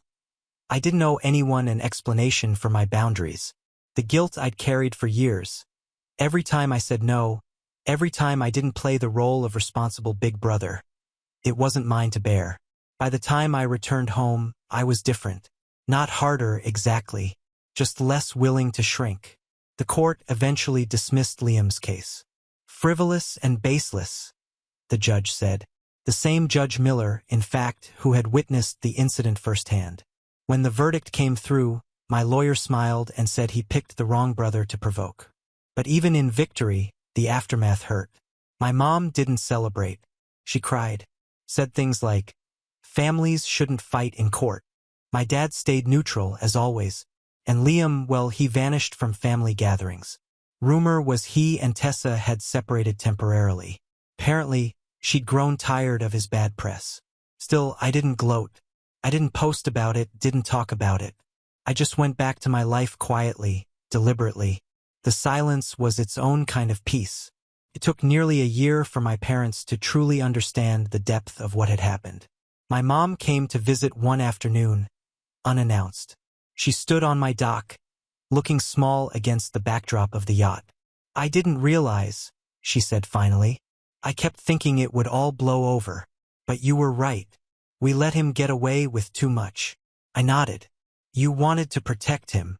I wanted to protect both of you, she said softly. But I didn't see what it was costing you. It was the first real apology I'd heard from anyone in my family. And maybe that was enough for now. Over time, things settled. My business expanded into a second yacht, then a third. I started hosting charity sales for underprivileged kids, something I'd always wanted to do but never had time for. Each time I watched those kids' faces light up on the open sea, I remembered why I loved this work in the first place. It wasn't about the money or the luxury. It was about freedom, purpose, and the sense that I'd built something meaningful.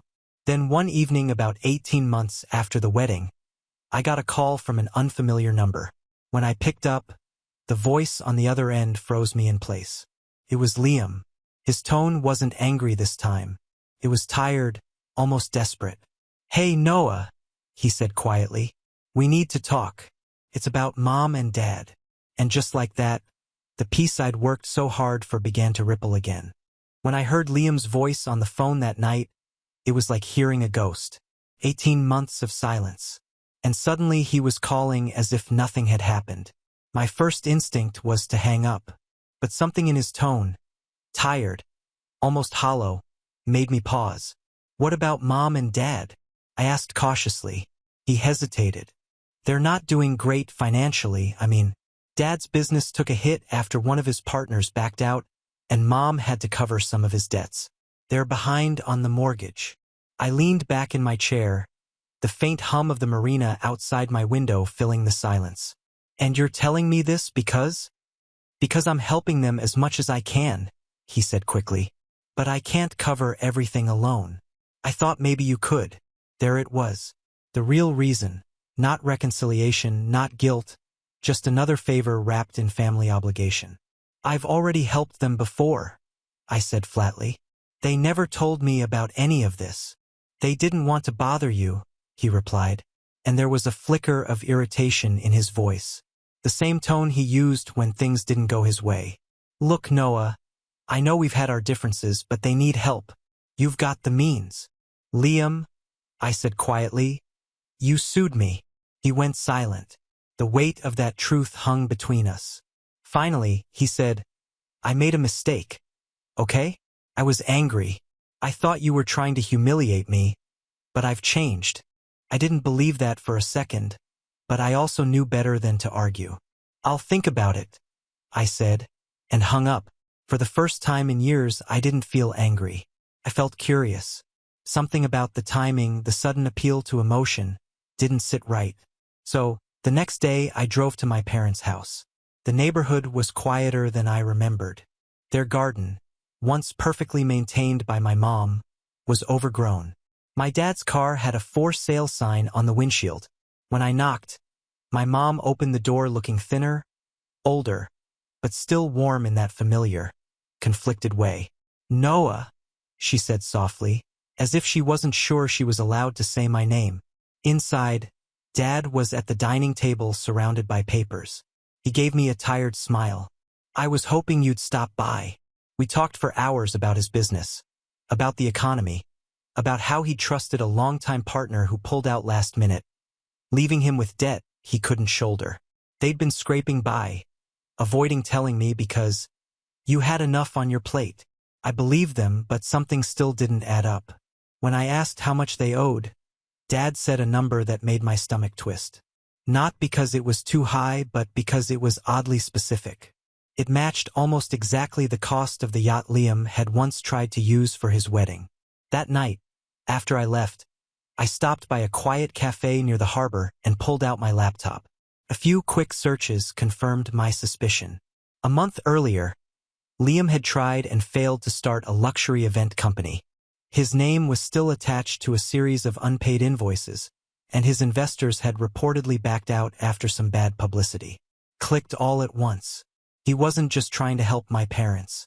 He was using them as leverage. That realization didn't make me angry. It made me focused. I knew Liam well enough to predict his moves. He'd try to guilt me into giving him money for the family, then redirect it into his own failing venture. He'd twist it into a story about helping everyone. He always needed to be the hero, and heroes like him always built their image on someone else's back. So, I decided to give him what he wanted on my terms. Over the next few days, I quietly gathered information. I spoke to Dad's former business partner, to a few mutual contacts who'd worked with Liam, and to Mark, my right-hand man at the marina. By the end of the week, I had a clear picture. Liam's company had gone under. He'd borrowed heavily to make it look successful, betting that his name and connections would attract investors.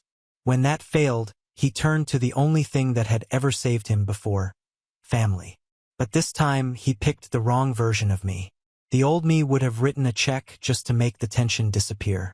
But the new me, the one forged from humiliation and rebuilding, wanted something else. I wanted to show him what accountability looked like. I began laying the groundwork. Step 1. I called my parents and told them I'd help pay off their mortgage directly through the bank, not through Liam. My mom protested at first, saying it would hurt his feelings. I told her gently, "It's not about his feelings. It's about doing this right." She didn't argue after that. Step 2. I invited Liam to meet in person. I made it sound like a truce. We met at a waterfront restaurant downtown. He showed up in designer sunglasses, all smiles, as if none of the past year had happened. "Man, you look good," he said, clapping me on the shoulder. "Glad we can finally talk like adults." I gave him a polite nod. Same here. Over dinner, he played his role perfectly. Concerned brother, responsible son, misunderstood victim. He talked about helping mom and dad, about how he'd been humbled and was finally focusing on doing the right thing. It was an impressive performance. Then he said it, the real pitch. "I've been thinking," he began, swirling his wine. "You and I could actually work together, combine our resources. I've got contacts in the events world and you've got the boats. We could run luxury wedding charters. Make a fortune." There it was. The hook. I hid my satisfaction behind a thoughtful expression. "That's an interesting idea," I said. "How about you send me a proposal? Something on paper?" He grinned. "I knew you'd see it." After that night, I didn't hear from him for 2 weeks. Then, sure enough, he sent a long, detailed business plan. It was slick, professional-looking, even had fake projections showing projected annual revenue and mutual equity. But buried in the fine print was exactly what I expected. A clause giving him 51% ownership of the company for management purposes. That was all I needed. I printed every page, highlighted every inconsistency, and forwarded it to my lawyer along with the previous lawsuit documents, copies of his unpaid debts, and records of his recent company shutdown. "Prepare a contingency file," I told her. "I don't plan to use it yet, but I want it ready." The next part of my plan wasn't legal. It was psychological. I wanted him to feel like everything was going his way, just long enough to build confidence. So, I agreed to his proposal in principle. We met twice more, discussing logistics, pricing, models, even branding. He bragged to everyone, including my parents, that we were rebuilding the Everett legacy. I let him. In fact, I even told my marketing assistant to design mock-ups of the company's new brand, Everett Luxury Charters. I made sure Liam's name was on the early drafts just so he'd feel like it was real. He started posting about it online, calling it a new beginning. The post got traction. Investors started sniffing around again. He had no idea the trap was already closing. Meanwhile, I had been quietly setting up an entirely separate venture under my company's existing structure. A genuine expansion. Real boats, real clients, real contracts. It shared almost the same branding as the fake one Liam thought he controlled. When the time came, the confusion between the two names would be enough to expose just how messy his operation really was. But that was only part of it. The final piece was something I'd been planning since the day he slapped me. Something poetic. There was a high-profile charity gala coming up, hosted by several of my company's biggest clients. I'd been invited to sponsor the event, and I knew Liam was attending, too, through Tessa, who'd been clawing her way back into influencer circles after their split and reunion. The theme? Family, integrity, and redemption. I couldn't have scripted it better. That night would be my stage. Not for revenge in the cruel sense, but for something far more satisfying, for truth, for exposure, and for the calm, deliberate reckoning he'd never see coming. Because while he'd spent the past year chasing appearances, I'd been rebuilding something real. My life, my business, my peace. And now, for the first time, I wasn't reacting to him. I was leading, and as I stood on my yacht the evening before the gala, watching the reflection of city lights ripple across the water, I realized something almost funny. Revenge didn't feel like rage anymore. Felt like justice. Dressed in patience, I smiled to myself, adjusted my cufflinks, and whispered into the night, "Tomorrow, little brother, you finally get what you asked for." The night of the charity gala shimmered with polished perfection. Crystal chandeliers, velvet suits, and the faint sound of live jazz floating through the ballroom. It was one of those events where everyone smiled too much and no one said what they meant. I'd been to plenty before, but this one felt different. It wasn't just another night of networking or fundraising. It was the night everything came full circle. I arrived early, as I always do, calm and collected. My company's name was proudly displayed on the sponsor board, Everett Marine Enterprises, positioned directly beside the gala's banner, family, integrity, and redemption. The irony almost made me laugh out loud. Liam arrived about 30 minutes later. I spotted him across the room, all charm and confidence, shaking hands and laughing too loudly. He looked exactly how he always did before a crash. Untouchable, invincible, oblivious. Tessa trailed behind him in a glittering silver dress, her expression carefully neutral. I doubted she knew what was coming, but judging by the distance between them, their reunion was already showing cracks. He saw me before I could approach. His grin widened. "Noah. There he is, my brilliant partner." A few nearby guests turned their heads at that. I smiled politely, letting him take the bait. "Good evening, Liam," I said, offering a handshake I didn't mean. "Everything's coming together nicely, I see." "Absolutely," he said, beaming. "This event's crawling with investors. I've already spoken to 2 who want to get in early on Everett luxury charters. Told you this idea had legs." "Yes," I said, keeping my voice steady. "It certainly does." He had no clue that the name he'd been using, the one he'd been promoting online, the one splashed across his marketing posts, had been legally trademarked by me weeks ago. Nor did he know that every potential investor he'd contacted had already received quiet updates from my office clarifying the real ownership of the brand. This night wasn't about humiliating him in the same way he'd done to me. Not in front of 200 people with a slap. My revenge was quieter, sharper, and infinitely more permanent. As the evening went on, speeches began. The gala's host, a local philanthropist, gave the usual talk about community and values. Then came the donor acknowledgments. When my name was announced, I stood, gave a polite nod, and prepared for the next step. But first, Liam had to make his move. He'd arranged, apparently, to take the stage later in the night. A surprise announcement, he'd told people. I knew exactly what it was. He was going to reveal our new business partnership to the audience, riding on my credibility to resurrect his name. The timing was perfect. Right after dessert, when everyone's guard was down and champagne was flowing, I didn't stop him. When the MC called his name, Liam strode to the podium like he was walking onto a movie set. The lights caught him perfectly. The room went quiet. "Good evening, everyone," he began, all smooth confidence. "Tonight isn't just about charity. It's about rebirth, about second chances." I had to admit he was good. His voice was steady, his delivery flawless. If I didn't know better, I'd believe him myself. He went on for a few minutes talking about family values, collaboration, and the importance of forgiveness. Then he hit the crescendo. "I'm proud to announce," he said, gesturing toward me, "a brand new venture, Everett Luxury Charters, a partnership between my brother Noah and myself, a fusion of vision, craftsmanship, and heart." There was applause, cameras flashed, investors smiled approvingly.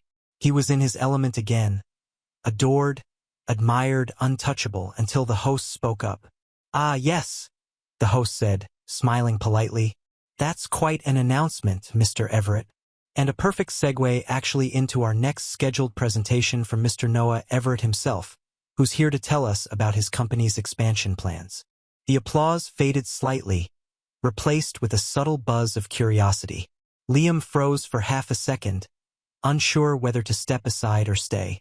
I walked toward the stage slowly, the sound of my footsteps echoing across the marble. When I reached the podium, I gave my brother a calm, measured look, the kind that only someone with complete control can give. "Thank you, Liam," I said, my voice steady through the microphone. "It's always nice to see your enthusiasm, but I should clarify something important before any misunderstanding spreads." The audience hushed. Cameras stayed fixed on us. Liam's smile faltered just a little. I turned to the crowd. "My company, Everett Marine Enterprises, has indeed been expanding, but not with outside partners." I paused, letting that sink in. "We recently launched Everett Charter Group, a registered and trademarked division under our umbrella focused on high-end yacht experiences and maritime events. I've heard there's been some confusion regarding similar names floating around." I turned slightly toward Liam, my tone still friendly, but deliberate. "Just to be perfectly clear, any use of the term Everett Luxury Charters is unauthorized. My legal team is already handling the matter." A wave of whispers rippled through the audience. Liam's color drained. He stepped closer, lowering his voice, but the mic caught it anyway. "What are you doing?" I didn't look at him. "Correcting misinformation," I said, still addressing the crowd.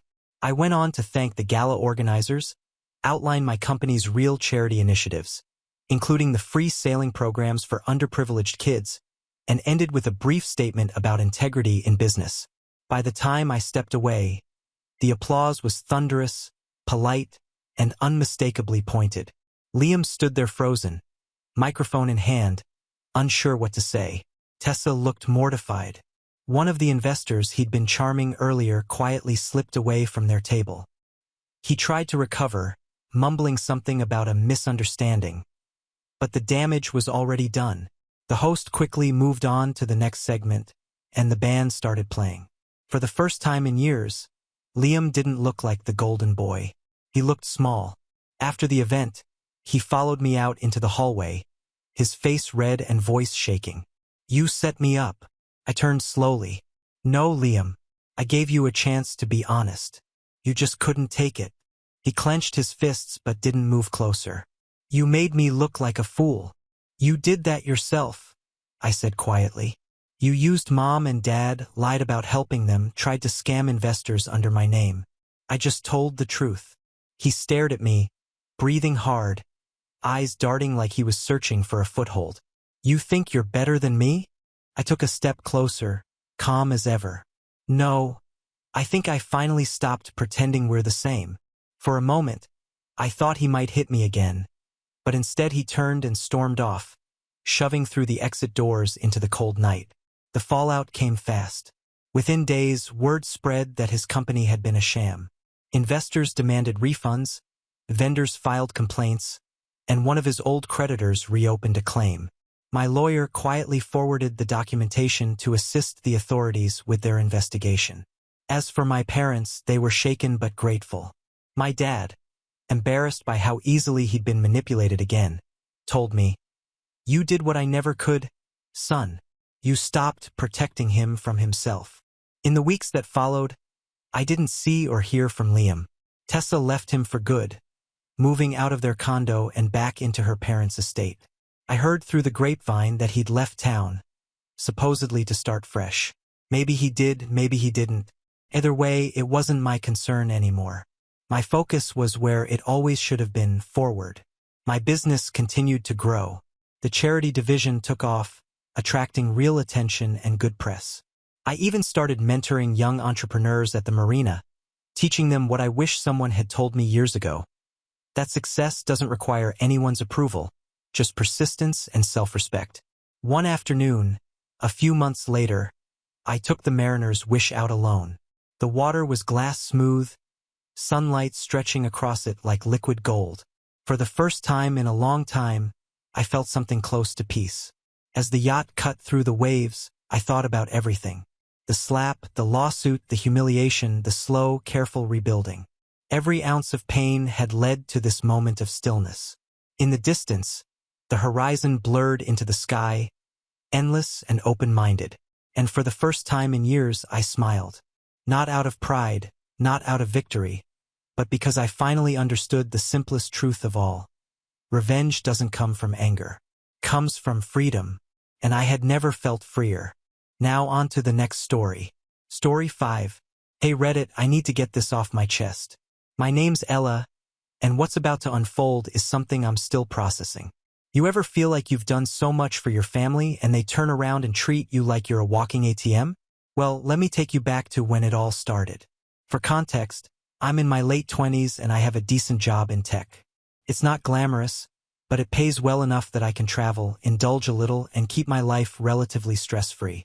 But for the last few years, every time my family went on vacation, somehow I became the one footing the bill. It all began innocently enough. I started out paying for small things. Meals here and there when they visited, an occasional birthday gift that wasn't quite enough to make me feel like I was being used. Then one year, my family decided to go to the Bahamas for a vacation. It was supposed to be a family reunion of sorts, and I thought, why not? I'll cover a few expenses, like helping them with the flights or covering the house rental. But that was just the beginning point. 1 year turned into 2, then 3, and suddenly I was paying for the entire vacation every year. Flights, accommodations, the works. The thing is, I never asked for this. I never even offered. It just kind of happened. First it was my parents, then my siblings, and eventually my cousins jumped in. All of a sudden, I was the go-to person for travel money, and don't get me started on the guilt trips. It was always, Ella, we know you have the money. You're doing so well in your career. We can't afford it, and we need this time together as a family. You don't mind, right? Every time I felt uneasy about it, I'd push those feelings aside. I'd tell myself it wasn't a big deal because family is family, right? But after the 5th year of paying for everyone's vacation without ever receiving so much as a thank you, I started to feel, a little taken advantage of. I finally snapped when I received a text one day from my mom that I can't forget. I had just come back from a grueling work trip and was lying on my couch catching up on sleep. My phone buzzed and it was from my mom. Hey sweetie, we're planning our next trip. Just wanted to let you know it's going to be another expensive one. But don't worry, your dad and I already talked and we've got it covered. She went on and on about how excited everyone was and how much they were looking forward to it. I didn't respond right away. I was tired, but something felt off. It didn't sit right with me that they had it covered, yet I was always the one handing out the cash. Then that afternoon I got a group message from my dad. It was one of those family chats where everyone chimes in, and the topic was the vacation. As usual, they were planning everything, but this time the conversation turned into something that I couldn't ignore. My uncle, who's notorious for being blunt, casually typed in, Ella won't mind paying for this one either. She's always been our cash cow, haha. Now, I don't know what hit me harder, the fact that he called me a cash cow or the fact that my own parents, let that comment slide. No response, no call out, nothing. The message just hung there like an elephant in the room.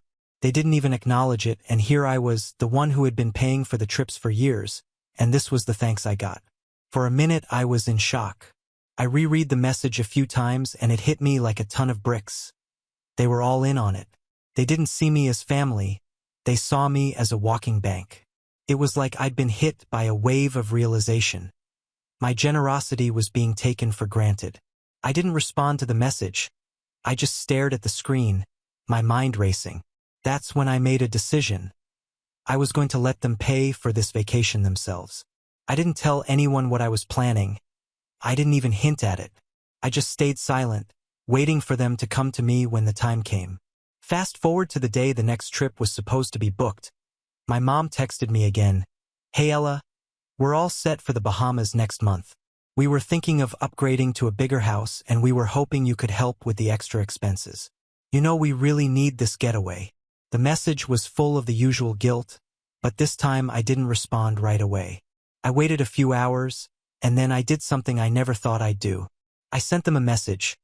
I think it's time you all handle it on your own this year. I've been covering for the last few years and it's time you all pitch in. I can't keep doing this. And then I sat back waiting. I didn't get an immediate reply. I didn't hear from anyone for a while. And that's when things started getting really tense. The phone calls started coming in the next day. My mom, my dad, and even my siblings, all asking the same question. What do you mean? You're really not going to help. The more they called, the more I realized how deep the entitlement ran. Ella, come on, my mom pleaded. We've always helped you when you needed us. This is family. We can't afford it without you. I didn't ask you to help me all these years. I snapped back. You just assumed and I let it slide. But I'm done. The tension was thick, and I knew it was going to get worse. But what happened next? Well, that's where things took a turn. The next morning I received a message that would change everything. The message I received the next morning was from my dad. And it wasn't what I expected at all. It was brief, but it hit me like a punch in the gut. Ella, I need you to come to the house. Your mother and I need to talk now. I wasn't exactly thrilled about the prospect of sitting down with them, especially after what had just happened, but I knew avoiding this conversation would only make it worse. So I drove to their house, my stomach in knots. When I walked in, my mom was sitting at the kitchen table, her arms crossed, looking more serious than I'd ever seen her. Dad was pacing back and forth, clearly agitated. Ella, you don't understand, my dad started. We didn't want to ask you for money again, but this is different. We've always helped you and now it's your turn. I could feel my heart racing. I've been helping you for years. I don't know how many times I've paid for flights and trips and houses, but I can't keep doing it. It's not fair. Mom sighed. You've always been the one with the money, Ella. Why are you being so difficult? We've always done this together. This is just a little help, a little favor for the family. Why are you making it such a big deal? Her words stung, but I bit my lip and stayed calm. It's not just a little help anymore. It's always me, and I'm tired of it. You're our daughter. You should want to help us. You owe us. Dad suddenly snapped, his voice rising. The word owe made my blood boil. I don't owe anyone anything, I said, struggling to keep my composure. I've helped because I wanted to, but that's not the same as being taken for granted. My mom's eyes narrowed and she got up from the table, walking toward me. So you're saying you won't help your family when we need you? After everything we've done for you, you're just going to abandon us. Her voice cracked, and I could see her trying to manipulate me with guilt, but I wasn't having it anymore. No, I'm not abandoning you. I'm just saying no. You all can handle it on your own this time. For a moment, the room was silent. I could feel the tension rising, but I wasn't backing down. Then my dad, his face flushed with anger, slammed his fist on the table. You selfish little brat. We raised you to be better than this. What happened to the Ella who cared about her family? He shouted. My mom immediately jumped in, trying to back up his words. This is the thanks we get for supporting you all these years. I stood there, my heart pounding. I was done. I had been walking on eggshells for too long, doing things to keep the peace, but this was it. It wasn't just the money. It was the way they saw me, not as their daughter, but as their financial safety net. I turned to leave, but as I reached for the door, my dad stopped me. Ella, if you walk out of here now, don't bother coming back. We're done. I didn't say a word. I just walked out. The next few days were interesting, to say the least. My phone was blowing up with messages and calls from my parents, my siblings, even a few distant relatives. But this time, it wasn't just about the vacation. It was about everything I'd ever done for them. My oldest brother, Mark, called me first. Ella, what the hell is going on? Why are you being such a diva about this? We've always helped each other out. I snapped back. Yeah, always me helping out. I've had enough. Mark sighed. This isn't you. What's the real problem?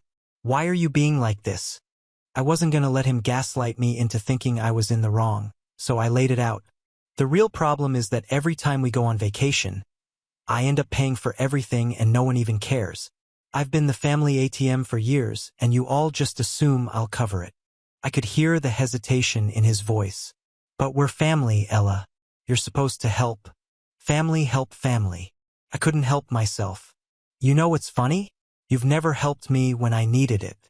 I've always been the one carrying all the weight. Mark didn't respond, but I could tell I had struck a nerve. It was silent for a beat before he said, "Okay, fine, but don't say I didn't warn you when it all blows up." That was the first taste of what was to come. It wasn't just my parents. It was the entire family turning on me. Every time I checked my phone, there was a new message, a new guilt trip, a new threat of what would happen if I didn't come through. But the thing is, I was past the point of caring. I had been pushed to my limit and I wasn't going to fold. But the real kicker came when they all started talking behind my back. Literally. I found out through one of my cousins that my parents had sent a message to the rest of the family about me. They were making it seem like I was the unreasonable one. "Ella's being selfish," they said. "She doesn't care about family anymore." It was a smear campaign and it was working. Everyone started turning against me. I was the villain now. A few weeks went by and I was starting to feel the weight of everything. My phone had become a constant source of stress, but I didn't respond to anyone. I kept my distance. Then, out of nowhere, I got a call from my dad. I was in the middle of work, but I answered anyway. I had a feeling this was the moment things were about to take a turn for the worse. "Ella, listen," my dad said, his tone much softer than it had been before. "I'm sorry. Your mom and we've been thinking maybe we've pushed too far. Maybe we didn't appreciate everything you've done." I almost laughed, but I didn't. This wasn't about an apology. This was about saving face. "You think." There was a long pause before he spoke again. "We need you for the trip. You know we can't do it without you." I wasn't going to make it easy for him. "I think you should figure it out on your own. You always said we were family." Well, family helps each other without expecting everything in return. "Please, Ella, we're sorry," he begged. "Just this once." And that's when I decided to play my hand. I knew exactly how this was going to end. But what did I do next? As soon as my dad said those words, "just this once," I felt my patience snap. I wasn't going to be the one to fix their mess this time. I had done it for years, and every single time it felt like they took advantage of me, never appreciating the sacrifices I made. I sat there gripping the phone, taking deep breaths. "Dad, I've been saying no for weeks now. Why do you think I'm going to change my mind just because you're begging?" There was silence on the other end. Then my dad's voice grew more defensive. "I don't know what happened to you. You used to be different. What happened to the Ella who cared about family?" That old guilt trip again, but I wasn't falling for it. Maybe I was the one who cared too much. Maybe it's time for you all to see what life is like without me paying your bills. I could hear him trying to calm himself down. "Ella, you're overreacting.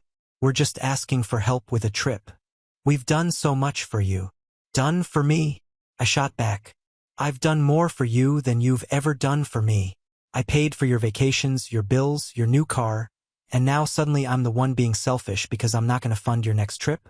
You don't get to twist this into being about me. This is about you all being so entitled that you think it's okay to use me like this." There was a long pause. I could tell my dad didn't have a response, but I wasn't finished. I was tired of being painted as the villain in their narrative. "You've taken me for granted, Dad, all these years. I've been the cash cow, as you've so kindly put it, and you know what? That stops now." "I don't believe this," he said, his voice cracking. "You've changed so much. You don't care anymore. You're not the daughter I raised." "You're right," I snapped. "I'm not the daughter you raised. I'm someone who knows better than to let people walk all over me anymore. But I guess you won't learn that until it hits you." And just like that, I hung up. That night, I couldn't sleep. My mind was racing with everything that had happened. The constant phone calls, the guilt trips, the barrage of angry messages from my relatives. It felt like they were all turning on me, calling me selfish, saying I was throwing away years of family loyalty. It was suffocating and I was starting to feel isolated. The next morning, I got a text from my mom. It was a simple but telling one. "Ella, you've hurt us. We've been trying to make things right, but you're pushing us away. Is money really more important than family?" I sat there staring at the message for a long time. I could feel my anger bubbling up again. Money was not the issue. It was the manipulation, the constant using of me, the never-ending assumption that I was always going to be their solution to everything. I wanted to respond, but I decided to wait. I had to think this through carefully. I needed them to understand the gravity of what they were doing, and I needed them to realize they couldn't always depend on me to bail them out. A few days later, my parents sent me a message, one that was different from the others. It was an invitation to their house. They said they wanted to talk and make things right. I knew what this was. Another attempt at manipulation. I felt a sense of resolve in me. They thought they could just pull me back in with a few empty words. They didn't know that this time I was going to make sure they felt the consequences of their actions. I showed up at their house, but I wasn't prepared for what happened next. Dad opened the door, and before I could say a word, he stepped aside to let me in. "Ella, we've been thinking," he began. "We've been too hard on you, and we just wanted to say we're sorry. We didn't mean to make you feel like a cash cow." I had to stifle a laugh. He was trying so hard to sound genuine, but I could see right through him. "You know, that's funny," I said, my voice calm, almost too calm. "I've been saying no for weeks now, and all of a sudden you're sorry? You're really trying to pull the wool over my eyes with this, aren't you?" "Ella, we mean it," my mom chimed in. Well, we were wrong. We just didn't realize how much you were carrying." "Oh, you didn't?" I asked, raising an eyebrow. "Because for years I've been telling you how much I'm doing, but you all only ever saw me as the one who could fix everything." There was an uncomfortable silence. My parents shifted uncomfortably in their seats, but I wasn't done yet. I had something planned, something they would never expect. "I've been thinking about your trip," I continued, leaning forward. "And you know what I've decided? I'm not going to pay for it. But here's the kicker." I paused, watching them both closely. I could see the panic in their eyes. They were finally starting to realize they weren't going to win me over with a quick apology. "You can't afford it? I'm not coming to your rescue this time. You'll have to find another way to make it happen. I've already decided I'm done being your safety net." I stood up, and just as I was about to leave, my dad, looking defeated, spoke. "Ella, please don't do this." I didn't say another word. I walked out, feeling a strange sense of satisfaction, but I knew this wasn't over. They had no idea what I was about to do next. For the next few days, I let the silence hang between us. My parents sent me messages, of course, but I didn't bother reading them. They were all the same. Pleas for me to come back, to forgive them, to be the family I once was. Honestly, it felt good to finally not respond, to not feel like I owed them an explanation. But what I didn't expect was what happened next. One evening, about a week after the confrontation, I was sitting at home scrolling through some emails when I got a call from my dad. I stared at the phone, hesitation in my chest. Part of me wanted to just let it ring out, but another part, a part one couldn't ignore, knew this was the moment where things would either break completely or take a different turn. So I answered. "Ella," my dad said, his voice trembling just enough to make me pause. "We need to talk." "About what?" I replied, trying to keep my tone as calm as possible though my heart was racing. "You know, I'm sorry for what happened, but we've been talking, your mother and I. We can't just sit back and let you throw everything away like this. You're part of this family. You owe us." His voice had that familiar edge to it, that one that always tried to make me feel guilty, like I was the one causing the problems. I almost laughed, but I bit it back. "I don't owe you anything. You've used me for years and I'm done with it. This isn't about family. It's about you being upset that your free ride just ended." There was a long pause. I could hear him sigh heavily on the other end. "Ella, we've had a plan. A big plan. Something we were going to share with you after we got back from our trip, but I guess it's pointless now." I narrowed my eyes, unsure whether I should feel alarmed or amused. "A plan? You're going to try to guilt trip me into coming with you on your next vacation?" "No," he replied, his voice turning serious. "It's more than that. We were going to give you a percentage of the inheritance early. We know you've been struggling and we thought you might want to use it to get yourself back on track. But now, forget it." I froze. My brain struggled to process what he was saying. An inheritance early? Wait. I said slowly. You were going to give me money after all of this? There was an almost bitter laugh on the other end of the line. We didn't want you to feel like we only saw you as a cash cow, Ella. We thought maybe this would help you understand that we cared about you. I sat there for a second, stunned. The audacity, the absolute nerve of them. After everything, they thought money would be enough to fix it. They thought I would cave just because they were throwing some cash my way. I took a deep breath, forcing my voice to stay steady. Keep your inheritance. It's too little, too late. You can't buy me back. Not this time. You'll regret this, my dad spat. We won't be here forever. You'll come crawling back when you realize what you lost. I hung up, and for a moment it felt like the weight of the world had been lifted off my shoulders. But I knew that wasn't the end. Oh no, they wouldn't let me walk away that easily. I was right. A few days later, as I was sitting on my couch minding my own business, I got an email. At first I thought it was from work or maybe spam, but when I opened it my stomach dropped. The subject line was simple: "We need to talk about this." It was from my mother. I opened it. It was a long message full of anger and hurt, but what caught my attention was the last line. "You'll see just how much family means when we're gone." I didn't understand. What did she mean by that? I checked my phone, but there were no calls, no messages. Still, the weight of that sentence lingered. When we're gone. Then something clicked. They were going to cut me out. They were going to make me the villain in all of this, and they were going to play the victim. They were going to turn every friend and every relative against me if they had to. They weren't just mad that I refused to pay for their vacation anymore. They were hurt because they lost their source of income, and they were going to make sure I felt the consequences of it. I wasn't going to let them, not this time. If they wanted to play dirty, I was ready to fight back. A week later, I saw a post from my mom. It was on Facebook, shared with all of our family and friends. It was a picture of my parents smiling at a resort, holding drinks in their hands, but the caption, that was the kicker. Sometimes you have to learn the hard way that family doesn't always have your back. Just because you give doesn't mean you'll receive. Be careful who you trust. I stared at it for a while, the words sinking in. They weren't just trying to punish me. They were trying to publicly shame me, make me look like the bad guy in front of everyone. And that was where they made their mistake, because now I had a plan. I stared at my mom's Facebook post, feeling my anger simmering beneath the surface. This wasn't just about the vacation anymore. They were playing dirty, trying to paint me as the villain in front of everyone. It hit me hard, but I wasn't about to let them get away with it. I knew what I had to do. I spent the next couple of days pulling everything together. I had all the evidence I needed. Text messages, bank statements, and emails. Everything that showed just how much I had given them over the years. They'd been more than just entitled.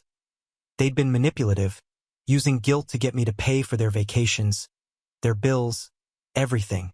But now I had the receipts, and I was going to make sure everyone knew the truth. On a quiet Sunday afternoon, I shared a post of my own. It was a simple status with a picture of my parents at one of their previous vacations, the same one my mom had posted, but with a twist. I attached a screenshot of a text message from my dad, where he literally said, "She won't mind paying for the trip. It's her job to help us." Then I added the message. "To everyone who's been wondering what's really been going on with my family lately, here's the truth. For years, I've been paying for vacations, bills, and things that I wasn't even asked for. It wasn't out of love, it was because I was guilt and manipulated. I'm done. No one gets to use me anymore." The post went up, and within hours it was shared by dozens of family members and friends. People I hadn't even heard from in years were messaging me, asking what had happened. Some were supportive, others were shocked. But the most important part, my parents couldn't escape it. The fallout was almost immediate. My mom called me, frantic. "What did you do?" she demanded, her voice shaking with a mix of anger and fear. "You've ruined everything. People are asking questions, and now they think we used you." "Helping me?" I scoffed. "You were using me. Don't twist the truth to make yourself look better. The only thing you ever helped me with was enabling me to keep paying for your lives while you ignored mine." She didn't have a comeback for that. She just hung up. But the drama didn't stop there. The entire family was in an uproar, with relatives reaching out, calling me everything from selfish to entitled. My parents were doing damage control, trying to spin things in their favor, but it was clear they couldn't recover from the truth I had exposed. The reality was out, and there was no going back. A few days later, I got an unexpected call from my uncle, who was one of the few relatives who had always been supportive of me. "Ella, I saw your post. You did the right thing," he said, his voice surprisingly calm. "We've all known about your parents' manipulation, but no one had the guts to say it. You've got family here who actually cares about you and will support you no matter what." Hearing that honestly brought me to tears. I'd always been told that family was supposed to have your back, but until then I didn't realize just how much support I had from people who truly cared. By the end of the week, my parents had tried to reach out, but this time I didn't answer. The games they'd been playing for years were finally over. I was done being their cash cow, and I had made sure that everyone knew exactly who they were. The truth had come out, and for the first time in a long time I felt free. Now on to the next story. Story 6. At my sister's baby shower, I handed her a box. Prepaid doula, diaper service, and $3,000 toward maternity leave. She looked inside, then said loudly, "Trying to buy your way into relevance." The room laughed. I took the box back, smiled, and said, "Guess I overspent." 10 minutes later, her phone lit up. Service canceled. Account closed. Then came the rent app notification, also reversed. I used to think kindness was something that always paid off eventually. That if you gave people enough of yourself, they'd see it. They'd value it. That was before my sister's baby shower. Before I stood in the middle of a sun-drenched living room holding a box I spent weeks planning and saving for, and watched her turn it into a joke in front of everyone. I put real effort into that box. Not just money, but time and thought. A prepaid midwife service with glowing reviews because I knew how anxious she was about the hospital system. A year-long diaper subscription because that stuff adds up fast and I figured she'd want to focus on the baby, not errands. And $3,000 straight from my savings so she wouldn't have to worry about work right away. I even lined the box with a soft muslin wrap folded perfectly like some Pinterest photo. It was everything I wish someone had done for me when I was going through a rough time. When I handed it to her, the room got quiet. Everyone was watching. Our cousins, her friends, even our parents, who were pretending not to take sides. She opened the box, looked at each item slowly, and then said it. "Are you trying to buy your way into my life?" Just like that, loud enough that the whole room heard. Then she laughed, and the others did, too. Even my mom chuckled into her glass. I didn't say anything right away. I just looked around trying to find someone who looked uncomfortable. But no one did. So I reached forward, took the box back, smiled, and said, "I guess I overpaid." 10 minutes later, while she was chatting with someone about paint colors for the nursery, her phone buzzed once, twice, then a few more times. I saw her pick it up. Her face changed. She looked confused at first, then irritated. I'd already walked outside by then, got into my car and pulled up the app, canceled the midwife booking, closed the diaper account, and transferred the money back. Then I opened the other app and killed the rent payments, too. She was living in the apartment I helped her get. My name was on the lease. I'd been covering half the rent because she said her boyfriend was still between jobs. They both were, technically. By the time I got home, she had texted me 3 times, then called twice. I didn't answer. I knew what was coming. That night, my mother called. Didn't even ask how I was. Just launched into how I embarrassed my sister and how important family events aren't the time to act petty. I let her finish, then told her something I'd never said out loud before. That I was done with all of it. She didn't respond right away. Just hung up. I stayed up that night scrolling through photos on my phone. Birthdays, holidays, moving days. I saw how many times I was there in the background, helping, smiling, driving a truck, paying for pizza, watching other people open gifts I paid for, always the helper, the one who showed up. But not anymore. This was the start. I didn't fully know it then, but that night planted the seed that something in me had changed permanently. I wasn't angry. I wasn't sad. I was just done. And being done, it turns out, was only the beginning. The thing about burning bridges is that people only notice when they realize they can't cross back over. 3 days after the baby shower, my dad showed up at my door. No text, no warning. just the heavy thump of his fist on the wood and the weight of someone who thinks silence is a form of aggression. I opened the door and he walked in like I still owed him rent. He didn't look around, didn't comment on the place, just stood in the middle of my living room, arms folded, and asked what the hell I thought I was doing. Not, "How are you?" or "Let's talk." Just straight to it like I was a problem to solve. I let him talk. He went on about family and loyalty, how I humiliated my sister at her shower, how she cried for hours after I left, that I was cruel, that pregnant women are hormonal and I should have had the sense to know that the baby wasn't to blame, that my actions were disproportionate. I just stared at him. It was surreal. This was the same man who used to leave me waiting outside my school when I was 10 because he forgot which day he was supposed to pick me up. The same man who hadn't come to the hospital when I got into a car accident in college because he had a work thing. So, I asked him calmly, "When's the last time you did something for me without being asked?" He didn't answer. He stood there like I'd spoken in a different language. Then, he told me not to be dramatic and said something about how people are starting to talk, as if public opinion was the issue. I walked to the door and opened it. He didn't leave right away, but eventually he got the message. That night I blocked him too. The fallout came fast. First, it was a cousin reaching out, trying to act casual, but clearly fishing for details. Then, an old family friend sent me a long message about how forgiveness is powerful, and I shouldn't throw away relationships over misunderstandings. It was obvious my sister had already started spinning her version of events. In her version, I was cold and unpredictable, a bitter brother who lashed out because the world didn't revolve around him. She made herself the victim, a pregnant woman bullied by her own flesh and blood. The irony?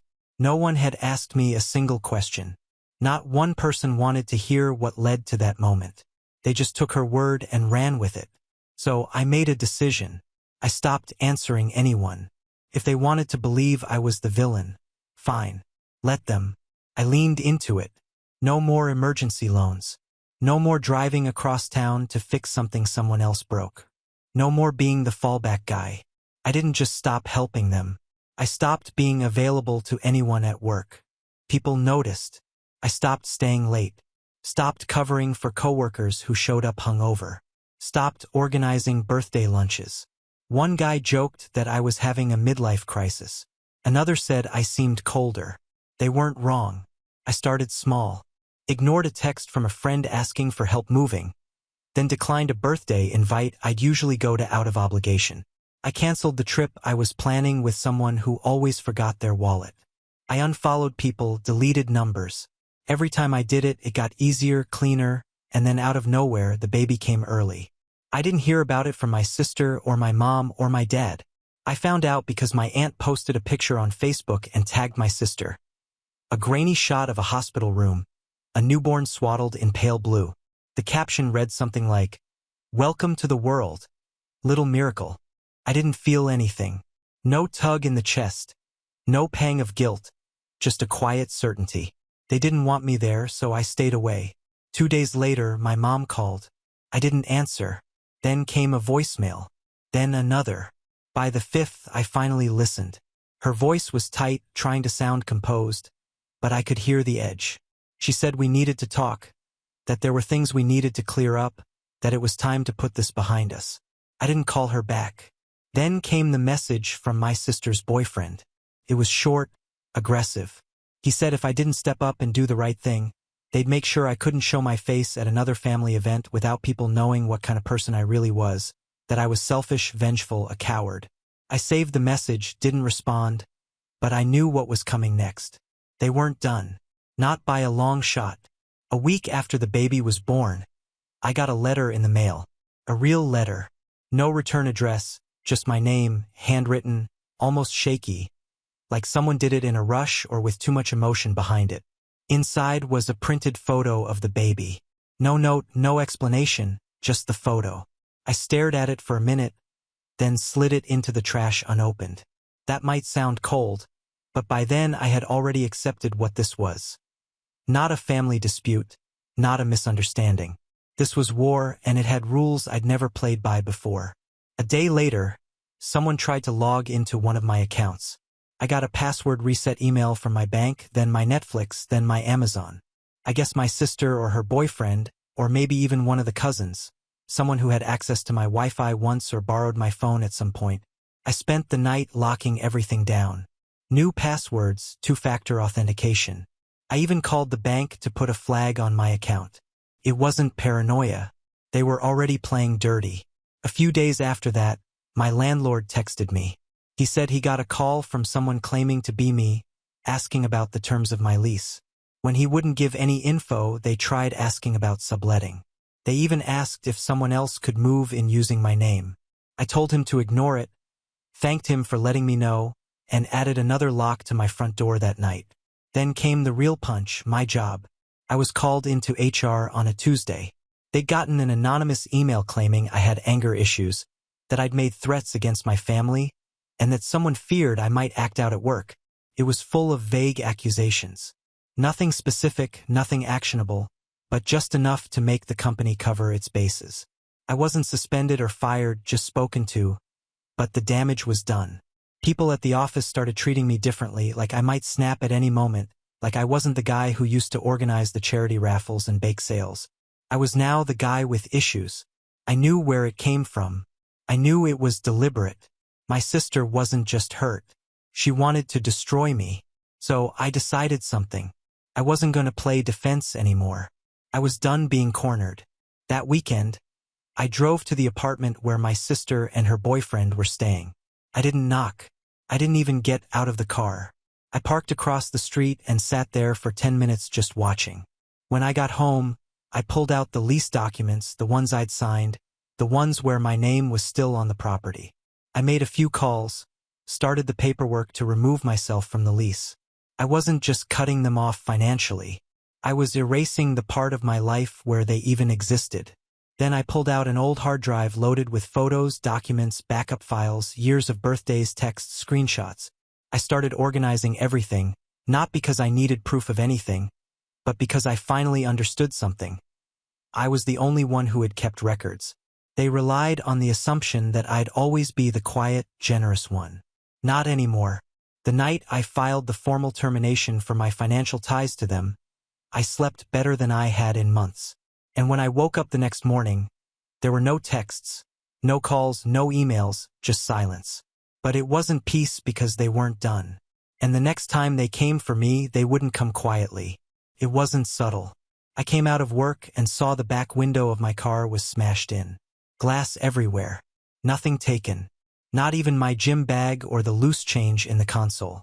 Just destruction for the sake of it. At first, I thought maybe it was random until I saw the paper tucked under the windshield wiper. Printed. Not handwritten. No signature. No smudges. You can pretend we don't exist, but we're still your family. That baby is still your blood. Grow up. I stood there staring at it while the rest of the parking lot buzzed around me like nothing had happened. That's when it finally hit me. They weren't trying to fix anything. They were trying to scare me. So I didn't react. Didn't post online. Didn't text anyone. I filed the police report like I was supposed to. Got a copy for myself just in case. The officer who took it asked if I had any enemies. I said no. He looked at me like I was lying. The next morning, I ordered a dash cam, high-end, motion-activated, full coverage, backup battery. I installed it myself. Then I asked my landlord about upgrading the locks on my door and got a Ring camera for the hallway. That weekend, my building's mailroom got hit. Packages torn open, letters scattered. Nothing missing, just chaos. My neighbor's stuff was untouched. Mine was the only mail dumped on the floor.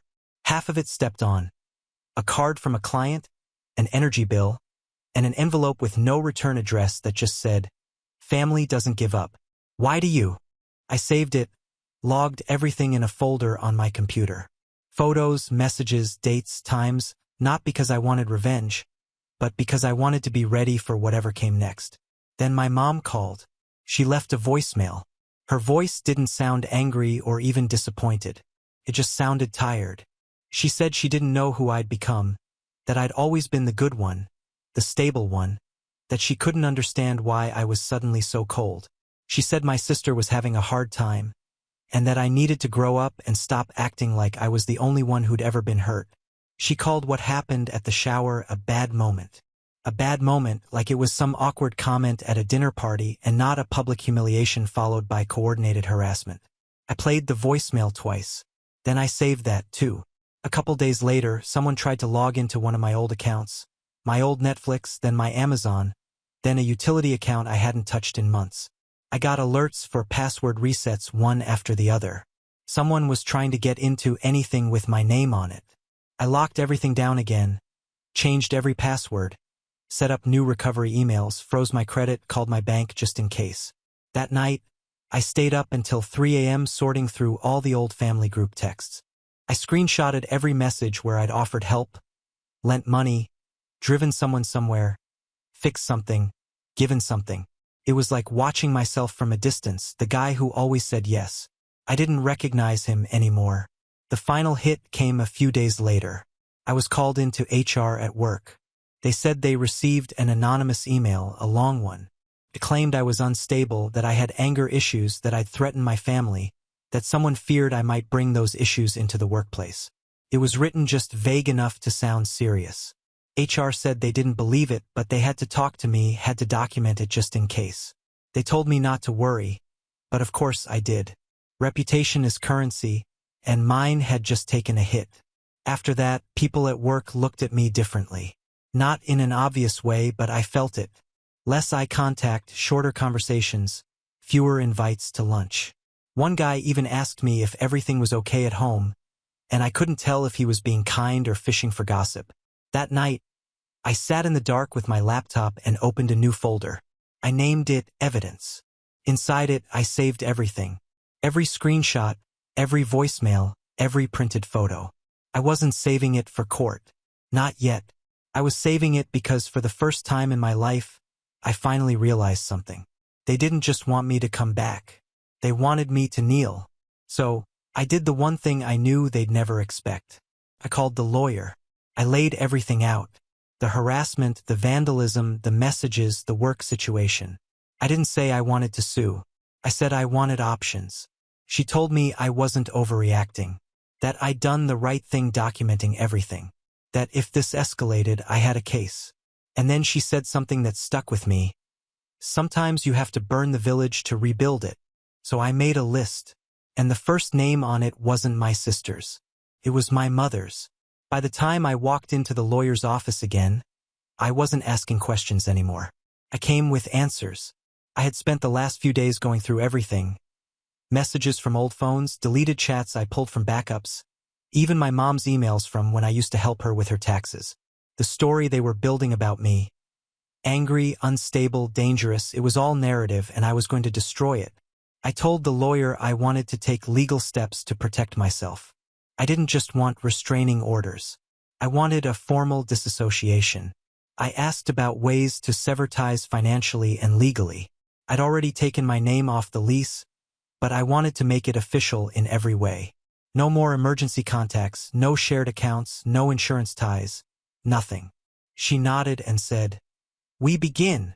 But what I didn't expect was what happened that night. I got home and there was a car parked in my spot. At first, I thought it was some neighbor or delivery guy. I walked over and knocked on the window. The man inside turned his head and smiled like he knew me. It was my uncle. I hadn't seen him in years. We were never close. He lived 2 states away and always acted like he was too busy for family functions, which, in hindsight, probably made him the smartest one.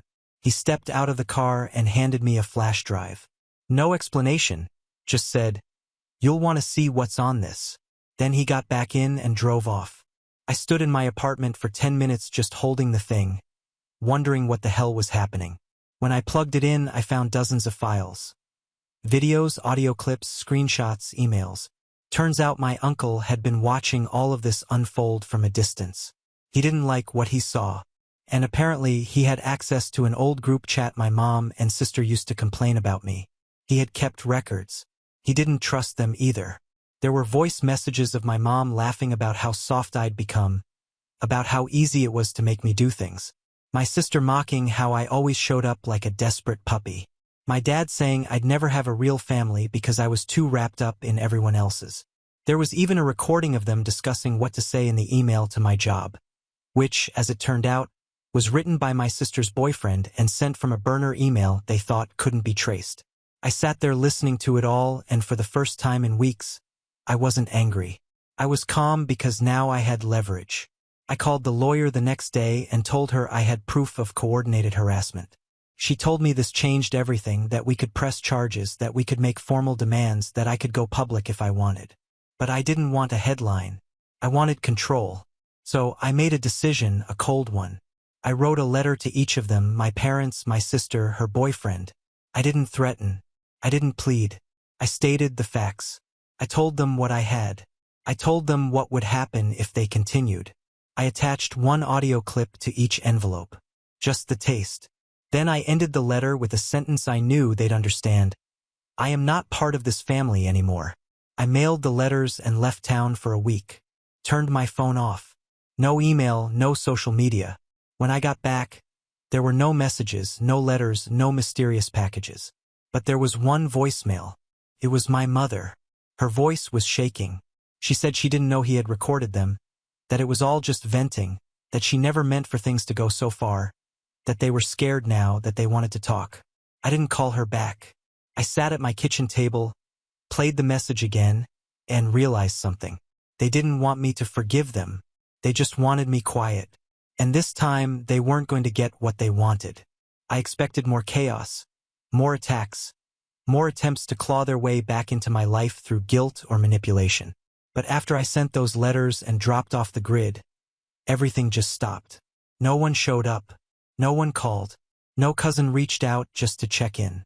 It was like the whole system went dark for 2 weeks. There was silence. Then I got the invitation. Came in a plain envelope. My parents' return address. Inside was a folded piece of paper with nothing but a line. Family meeting. Sunday. No drama. Just talk. It almost made me laugh. After everything, they wanted a family meeting, no drama. Like it was a boardroom presentation and not the fallout of years of being taken for granted, manipulated, and finally retaliated against for daring to draw a line. I didn't plan to go.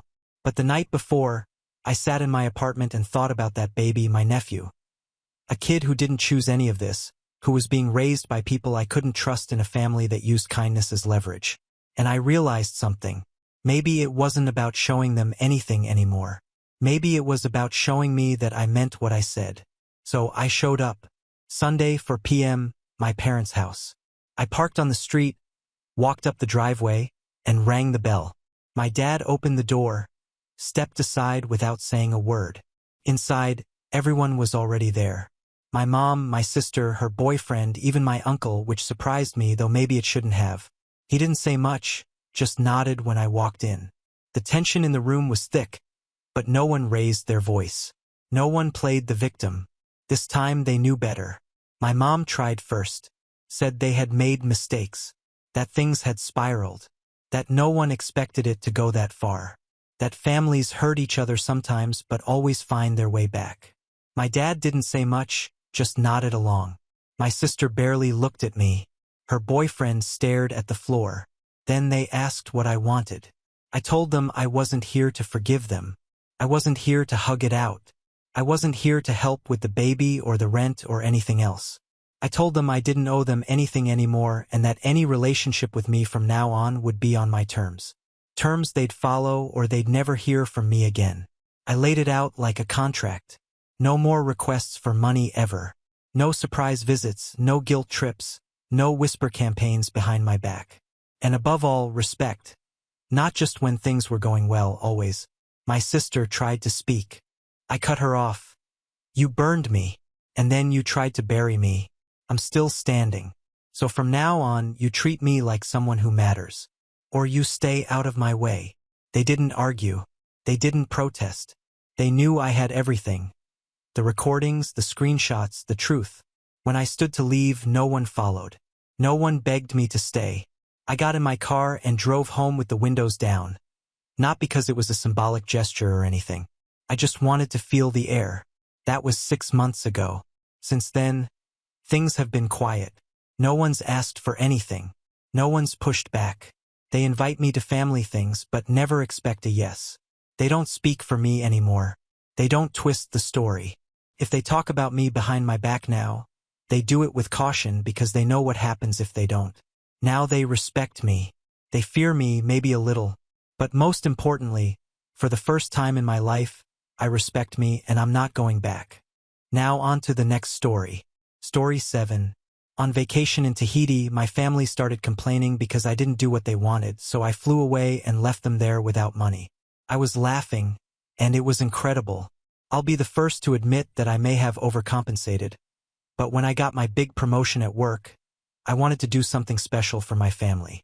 I'm the oldest, so there's always been this unspoken expectation that if I made it, I'd take care of everyone. And this year, I really did make it. I landed a 6-figure salary, shattered my goals, and even started dabbling in investing. So I thought, why not celebrate? A week in paradise sounded perfect. I chose Tahiti because it had something for everyone. Pristine beaches, luxury spas, amazing snorkeling, and killer sunsets. It wasn't the most extravagant trip, but it was very expensive. I paid for everything: flights, accommodations, activities, food. I even invited my parents and my twin sisters, Isabella and Jessica. They're 22, fresh out of college and still figuring things out, so I figured they could use a break. When I first pitched the idea, they were all on board. My mom even said, "You're such a sweetheart for taking care of us like this." My dad nodded in agreement, which is practically an emotional outburst for him. Isabella and Jessica were thrilled. They started sending me TikToks of places in Tahiti they wanted to visit, like the overwater bungalows and dolphin tours. A month later, we were on a flight to paradise. I felt like I was doing something good, paying them back for all the times they had supported me or pretended to. Tahiti was everything I'd hoped it would be. The water was crystal clear, the food was incredible, and the hotel, while not the Ritz-Carlton, was pretty damn nice. For the first 2 days, everything seemed great. My sisters were having a blast swimming, and I even managed to get my dad to crack a smile when we saw dolphins. But on the 3rd day, the cracks started to show. My mom and dad pulled me aside after dinner and dropped the bomb. "You know, it's nice here," my mom started. "But we really wanted to go to Hawaii." I blinked, not sure if I heard her right. "Hawaii?" "Yes," she said. "The Johnsons went there last month. Your father and I were really hoping you'd plan something like that. It would have been more exciting for us." "Exciting?" I repeated. "We're in damn Tahiti. Look around." But my mom shrugged and said, "Well, it's not the same.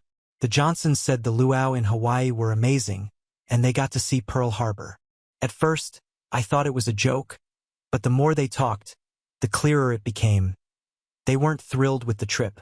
I began to wonder if I had misread the room. Still, I brushed it off.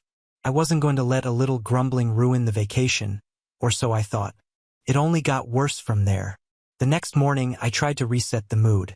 We had a whale-watching tour booked, and I figured once we got out on the water, everyone would loosen up. Isabella and Jessica were still buzzing with excitement, so at least I had them on my side. The tour was incredible, whales breaching, the guide telling cool facts, the whole thing. I kept looking at my parents, waiting for them to say something positive, but they were mostly silent. My mom finally muttered, "Well, Hawaii has dolphins too." By lunchtime, the tension was thick. As my sisters raved about the morning, my mother began to list everything she thought was missing. "No pineapple plantations," she said, shaking her head. "No hula dancers. And where are the volcanoes? Hawaii has all that." My father chimed in, and the Johnsons said the shopping in Hawaii was incredible. "There's nothing like it here." Couldn't believe it. I mean, sure, Tahiti wasn't Hawaii, but it wasn't supposed to be. The whole point was to experience something different. But apparently, I hadn't lived up to her expectations. That night, we went to a fancy restaurant that I'd booked months in advance. It was right on the beach with live music and a menu of local specialties. I thought maybe this would finally win them over. Nope. My mother ordered fish and immediately complained that it was too exotic. My dad said his steak wasn't cooked the way he liked it.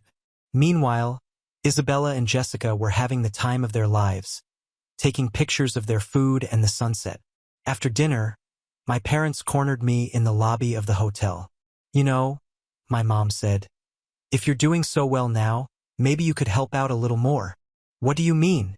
I asked, already dreading the answer. Well, she said, your sisters still live with us and we're getting older. It's time for them to have a place of their own. Maybe you could buy them a house, or at least some nice apartments so we can finally have some peace and quiet. My father nodded. And a new car wouldn't hurt, either. That old Honda's falling apart. I just stared at her. Was this really happening? I'd already spent a small fortune on this trip, and now they were asking me for more. I can't do that, I said. I've had a good year, but I'm not a millionaire. I have expenses, investments. I can't just buy houses and cars like they're nothing. My mother's face hardened. So you're saying you're too cheap to help your family? What? I said. That's not what I'm saying at all. But she didn't stop. You want to surprise us with this vacation, but you won't help your sisters? What kind of son are you? I couldn't believe what I was hearing. They went on and on, digging up every perceived slight from my childhood. My father even said, "You've always been a disappointment, and I guess some things never change." That was it. Something inside me snapped. You know what? I said. Good luck enjoying the rest of your vacation without me. And with that, I turned and walked away. I didn't sleep much that night. My mind kept replaying everything my parents had said. The insults, the guilt trips. It was like they'd been saving it up for years, just waiting for the right moment to unload. By the time the sun came up, I'd made up my mind. I was done. I wasn't going to spend another minute, let alone another dollar, on a family that clearly didn't appreciate anything I had done. I packed my bags in record time and went straight to the front desk. I told them I needed to check out early and booked the next flight home. It wasn't until I was sitting in the airport lounge, sipping coffee, that it hit me. I just left my family in Tahiti. They had 4 days left and I hadn't left them a penny. Not for meals, not for activities, not even for the cab ride back to the airport. I laughed out loud. Not because it made me feel good. I didn't, not entirely, but because the whole situation was so absurd. Here I was, the supposed disappointment, and yet I'd paid for the whole trip, and now I was the bad guy for not doing more. The flight home was blissfully quiet. No passive-aggressive comments, no guilt trips, just me, a movie, and the knowledge that I had stood up for myself for the first time in years. When I landed, I turned on my phone and was immediately bombarded with messages from my sisters. Where are you? Did you leave? Mom and Dad are freaking out. What's going on? Please tell me this is a joke. And from my mom, how could you do this to us? We're stranded here with no money. What were you thinking? You're so selfish. You've ruined this trip. I didn't answer any of them. I figured they could work it out. At worst, they could call a friend or use a credit card. They weren't helpless, no matter how much they wanted to act that way. Over the next few days, I received occasional updates from my sisters. Apparently, they were making the best of it, lounging by the pool, splurging on room service, and charging everything to the hotel. By the time they flew back, the hotel bill was astronomical. Isabella and Jessica had gone on a shopping spree, and my parents had racked up charges for every little thing. For days later, they were all back home, and that's when the real drama began. When I got home, I knew it was only a matter of time before there was a reckoning. Sure enough, for days after returning from Tahiti, my mom called and asked me to come over. Her tone was sweet, but I could hear the storm brewing underneath. I debated ignoring her, but I figured it was better to face the music and get it over with. When I walked into their house, my mom and dad were sitting on the couch, looking like they'd been rehearsing this confrontation all day. Isabella and Jessica were there, too, scrolling through their phones and trying to look uninterested. Sit down, my mom said, gesturing to the chair. Okay, I said, crossing my arms. What's this about? What's the point? My dad barked.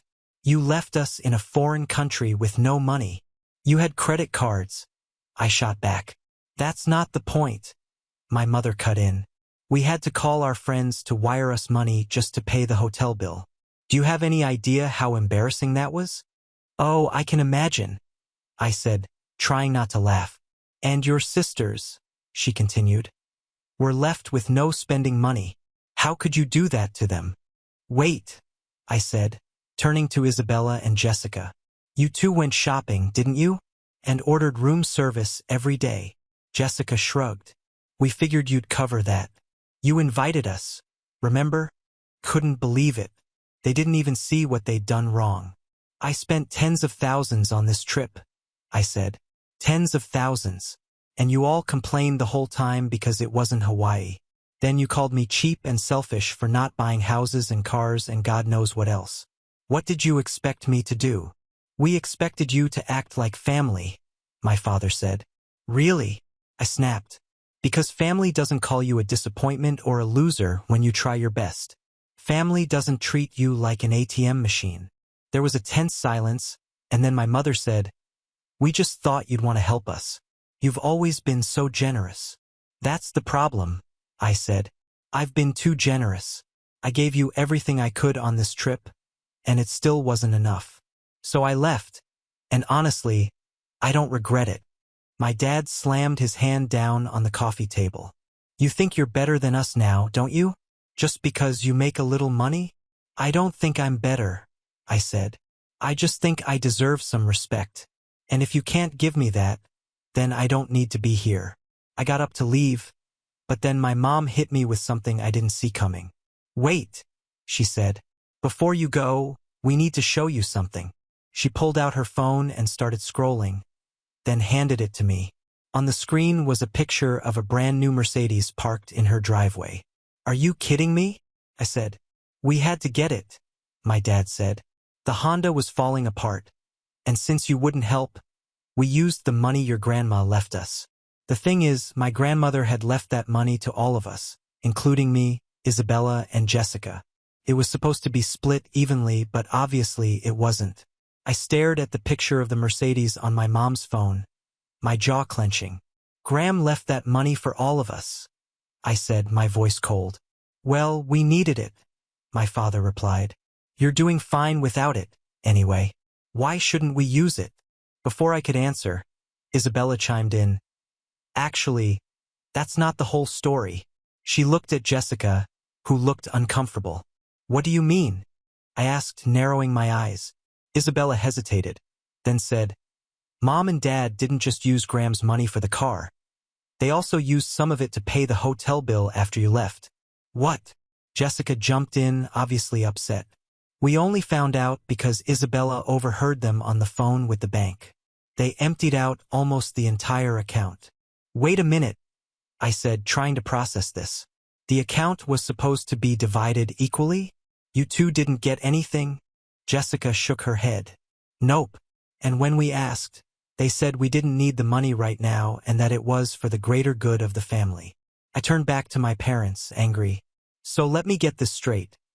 You called me cheap, insulted me for not throwing more money at you, and then stole from your own daughters? It wasn't stealing, my mother snapped. We're their parents. We know what's best for them. Isabella crossed her arms. Yes, because a luxury car is exactly what we needed. Before I could say anything else, there was a loud knock at the door. My dad groaned and got up to answer it, muttering something about how it was probably another neighbor who wanted to check out the car. But when he opened the door, it wasn't a neighbor. It was a man in a suit holding a clipboard. Mr. Bennett? The man asked, addressing my father. Yes. The man handed him an envelope. You've been served. What is this? My father demanded, tearing open the envelope. His face turned pale as he read the papers inside. What's going on? I asked, standing up. My dad didn't answer, so I grabbed the papers out of his hands and skimmed through them. It was a lawsuit. Apparently, the Johnsons, the same neighbors my mom had been so obsessed with, were suing my parents for fraud. What the hell is this? I asked, waving the papers around. My mother buried her face in her hands. It's a misunderstanding, she said. Really? Because it says here that you convinced her to invest in a bogus real estate deal and then pocketed the money. My father finally spoke up. It wasn't bogus. It just didn't work out the way we thought it would. Jessica burst out laughing. So let me get this straight. You blew through Graham's money, scammed the neighbors, and now you're being sued. And you still had the audacity to call him cheap? She pointed at me. For the first time in my life, I saw my parents speechless. "Oh, it gets better," Isabella said, pulling out her phone. "I did some digging after we got back from Tahiti. Turns out that Mom and Dad refinanced the house last year without telling anyone. That's how they covered their expenses." "What?" I asked, stunned. "Yep," Isabella said, scrolling through her phone. "And they're already in default. So unless you want to bail them out, they're probably going to lose the house." I couldn't believe what I was hearing. The same people who had spent the past week berating me for not doing enough were up to their eyeballs in debt, using every trick in the book to stay afloat. And yet, somehow, I was the selfish one. I stood up and shook my head. "You know what? This isn't my problem. You dug your own grave, and I'm not going to save you." As I headed for the door, my father called after me, "If you leave now, don't bother coming back." I turned and smiled. That's the best thing I've heard all day. With that, I left, feeling strangely free for the first time in years. Driving home after the confrontation, I replayed it all in my head. The insults, the demands, the lies. It all made sense now. My parents' constant demands and manipulations weren't just about money. It was about control. They treated me like a safety net for years, and when I stopped playing along, the cracks in their facade showed. For a few days, I kept my distance, ignoring calls and messages. Isabella and Jessica texted me a few times, mostly to apologize for not speaking up sooner. It wasn't their fault, but it was clear that they were starting to see the bigger picture. During that time, I thought about why things had spiraled the way they had. I'd spent so long trying to prove myself to my parents, hoping that if I accomplished enough, they'd finally treat me with respect. But the truth was, no amount of money or success would ever be enough for them. I decided it was time to draw the line. The next weekend, I invited Isabella and Jessica over for lunch. They looked hesitant when they arrived, probably expecting me to lecture them. Instead, I told them the truth. "Look," I said, "I can't change Mom and Dad, and I'm not going to keep trying. But I do care about you, and I want to help you get out of this house." They exchanged surprised looks. "What do you mean?" Jessica asked. "I mean, I'm going to help you move into your own place. A rental, nothing fancy, but something where you can start fresh. You deserve a chance to figure out your lives without Mom and Dad breathing down your necks." They were stunned. Isabella teared up, and Jessica just stared at me, speechless. "You'd really do this for us?" Isabella asked. "Of course," I said. "But there's a catch. This is a one-time thing. I'll help you get started, but after that, you're on your own. It's time for all of us to be on our own." They nodded, both looking more relieved than I'd ever seen them. Over the next few weeks, I helped them find an affordable 2-bedroom apartment not far from where I lived. I covered the security deposit and first month's rent and even threw in some basics like furniture and kitchen supplies. Felt good, but it also felt final. This wasn't about tying them to me with another obligation. It was about giving them the freedom I'd fought so hard for. On moving day, as we unpacked boxes, Jessica asked, "Why are you doing all this? I mean, after everything." I hesitated, then decided to tell them the truth. "Because I'm starting my own family now, and I need to focus on that. But I also want to make sure that you two are okay." They both froze. "Wait, what? Your own family?" Isabella asked. I smiled. "Yes, I've been seeing someone for a while. Her name is Rachel. We're actually engaged." Their jaws dropped. "You're kidding," Jessica said. "Why didn't you tell us?" "Because I didn't want Mom and Dad to get involved and ruin it before it even started," I admitted. They laughed, probably because they knew exactly what I meant. As we finished unpacking, I felt a sense of peace I hadn't felt in years. My parents could keep their drama and their bad choices. I was done trying to clean up their messes. From now on, my energy was going to the people who mattered most. Rachel, Isabella, Jessica, and the future I was finally building for myself. For the first time in a long time, I felt like I was exactly where I was supposed to be. We have reached the end. If you enjoyed this video, please be sure to like and subscribe to the channel for more videos like this, and give us your thoughts about the stories in the comments section. Thank you and see you in the next video.